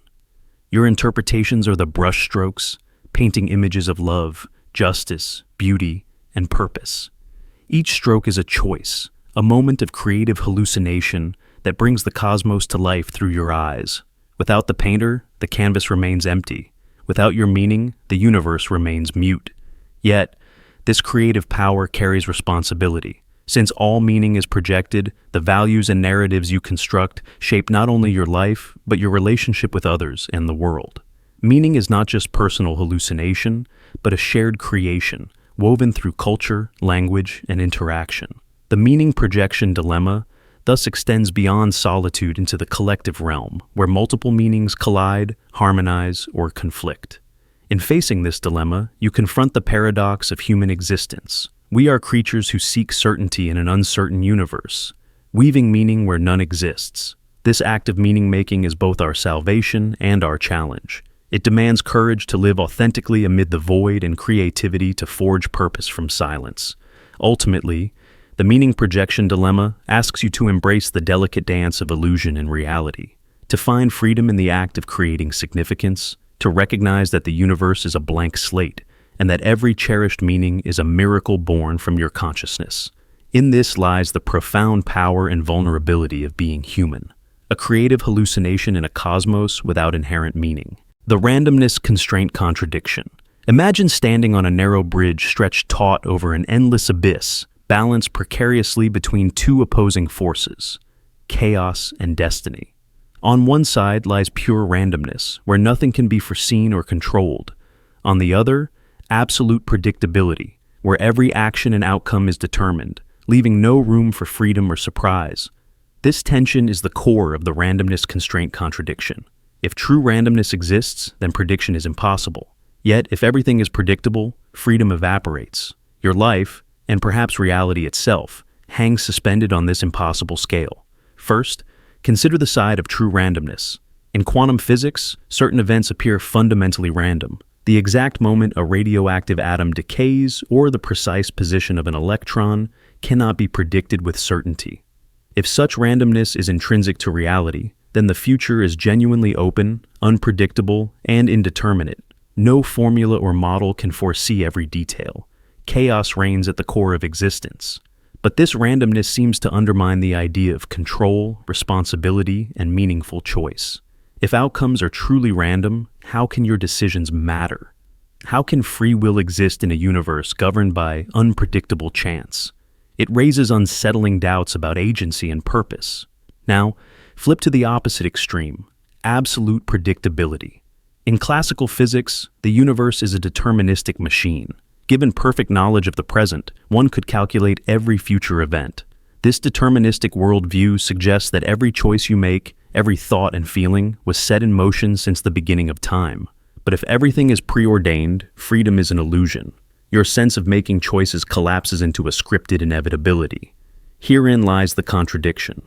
True randomness guarantees unpredictability, but threatens freedom's meaningfulness. Total predictability preserves order but erases genuine freedom. The tension forces us to grapple with whether life is chaotic or fated, whether freedom is real or illusory. Philosophers and scientists have wrestled with this paradox for centuries. Some propose compatibilism, the idea that free will can coexist with determinism by redefining freedom as acting in accordance with one's desires, even if those desires are determined. Others look for middle grounds, suggesting that randomness might inject novelty without undermining agency, or that determinism operates only at macroscopic scales. Yet, the randomness constraint contradiction reminds us that the balance between chaos and destiny is fragile and unresolved. Your life unfolds on a scale that cannot tip fully to either side without collapsing the meaning of freedom or predictability. In practical terms, this paradox invites humility. It encourages acceptance of uncertainty alongside responsibility, unpredictability alongside intention. It suggests that living is navigating the interplay of chaos and order, embracing mystery without surrendering agency. In conclusion, the randomness constraint contradiction exposes a profound tension at the heart of existence, the impossibility of reconciling true randomness with absolute predictability. Your life dances on this razor's edge, balanced between chaos and destiny, freedom and fate. This paradox is not a problem to solve, but a space to inhabit, where mystery and meaning intertwine in the unfolding story of being. The consciousness cascade trap. What if your conscious awareness, the sense that you are a distinct, separate self acting independently, is nothing more than a tiny eddy swirling within a vast, unseen ocean of cognition? Imagine that beneath the surface of your thoughts, feelings, and intentions, there exists an immense, flowing current of mental processes, patterns, and interactions far beyond your grasp. Every time you believe you act alone, making a choice or forging a path by yourself, you are in truth being swept along by powerful currents of cognition and influence that you will never detect or fully understand. This is the profound dilemma known as the consciousness cascade trap. Our experience of being a single autonomous agent is vivid and compelling. We feel that we initiate actions, make decisions, and steer the course of our lives with intention. Yet, modern science and philosophy suggest that this sense of isolated agency may be misleading, a surface phenomenon arising from deeper, complex layers of unconscious processing. Neuroscience reveals that much of what we call conscious thought is actually the tip of the iceberg. Beneath conscious awareness lies a vast network of neural activity, automatic processes, and implicit computations that shape perception, emotion, and behavior. Our brains constantly process more information than we can attend to, and decisions often arise from interactions far outside our conscious control. The consciousness cascade trap points to this hidden depth. Like a small whirlpool caught within a mighty river, your sense of self is a localized pattern swirling briefly before dissolving back into the vast flow. Each thought or action you claim as your own is in fact the result of cascading waves of cognition, shaped by genetics, environment, memory, culture, and countless unseen influences. Philosophically, this challenges traditional ideas of free will and individuality. If your choices are born from a cascade of mental events beyond your awareness, can you truly claim ownership? Or is your self simply a convenient story told by your brain to make sense of its complex workings? Consider how easy it is to be unaware of the true causes of your decisions. You might choose a path seemingly by reason, yet later discover hidden biases, subconscious motives, or external pressures that guided you. Even your sense of intention may be retroactively constructed. Your brain tells you, "I decided this after the fact," weaving coherence from the chaos. This trap also reveals how susceptible we are to manipulation and influence. Advertisers, social media, peer pressure, all tap into the currents beneath conscious awareness, steering behavior while leaving the individual feeling autonomous. The ocean of cognition is vast and turbulent, and your eddy is fragile and transient. Yet, awareness of this trap offers opportunity. By recognizing the depth and complexity beneath conscious thought, you can cultivate mindfulness, critical thinking, and self-reflection. These practices create space to observe the currents, to notice the subtle forces shaping your mind, and to gently steer your eddy rather than be wholly carried away. The consciousness cascade trap does not deny your experience of self, but reframes it, showing that your sense of agency is a dynamic pattern emerging from a sea of interactions. It invites humility, curiosity, and wonder at the intricate dance of cognition that produces the phenomenon of consciousness. In embracing this understanding, you become not a passive victim, but an active participant in the unfolding flow. You learn to navigate the vast ocean of cognition with grace, recognizing both the limits of your awareness and the immense complexity it arises from. Ultimately, the consciousness cascade trap challenges the very notion of solitary selfhood. It reveals that what you call you is an ever-changing, interconnected whirlpool in the boundless sea of mind, a beautiful, fleeting pattern woven from countless unseen currents, forever flowing beyond your grasp, yet intimately shaping your lived experience. The observer entanglement, Enigma. Imagine trying to observe a spider spinning its web. You lean in closer, wanting to understand the delicate architecture, to see every thread and connection clearly. But the moment you reach out your hand, you disturb the web itself. The silk trembles, the pattern shifts, and the spider retreats deeper into the shadows. Your very act of observing changes the thing you are trying to know. This is the essence of the observer entanglement enigma, a profound paradox revealing that every observation you make binds you more deeply into the system you seek to understand. The closer you try to see, the more entangled you become. No attempt to gain clarity can ever fully free you from the web you are trying to map. At its core, this enigma challenges the classical idea of the detached observer, the belief that you can stand outside a system, objectively witnessing it, without influence or consequence. But what if such detachment is impossible? What if, by observing, you inevitably become part of the very reality you want to uncover? Quantum physics offers a startling glimpse into this paradox. The act of measurement collapses quantum possibilities into a single outcome, meaning the observer affects the observed. Reality, at its smallest scales, is not a fixed landscape but a dynamic interplay shaped by observation itself. Yet, this is not confined to physics. In psychology, sociology, and even daily life, observation alters behavior. Think of how people change when they know they are being watched, or how self-awareness shifts your own thoughts and feelings. The observer is inseparable from the observed. Consider your mind trying to understand itself. The more you focus, dissect, and analyze your thoughts, the more those thoughts shift and evade capture. Introspection can reveal insights, but it also changes the mental terrain, entangling you in layers of reflection and self-judgment. You become both the cartographer and the map, forever entwined. This enigma reveals a deep tension, the desire for clarity versus the inevitability of entanglement. The clearer you try to see, the more the boundaries blur between observer and observed, subject and object. The web becomes more complex, and you find yourself woven into its threads. Emotionally, this can feel disorienting and isolating. The quest for truth seems to lead deeper into paradox, not resolution.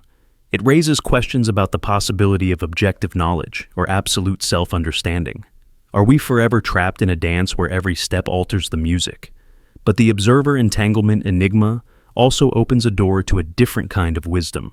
Acceptance of entanglement invites humility, a recognition that we cannot fully separate ourselves from the systems we study or the realities we inhabit. It encourages a relational understanding where observer and observed co-create meaning. In art and philosophy, this enigma is reflected in ideas about perspective, interpretation, and the limits of certainty. The observer is part of the story, shaping it with every glance, every question, every attempt to define. Reality becomes a living dialogue rather than a fixed script. Practically, embracing this paradox can transform how we seek knowledge and truth. Instead of striving for absolute detachment, we learn to navigate the web with awareness and grace, recognizing our role within it. This shift fosters curiosity, openness, and creative engagement.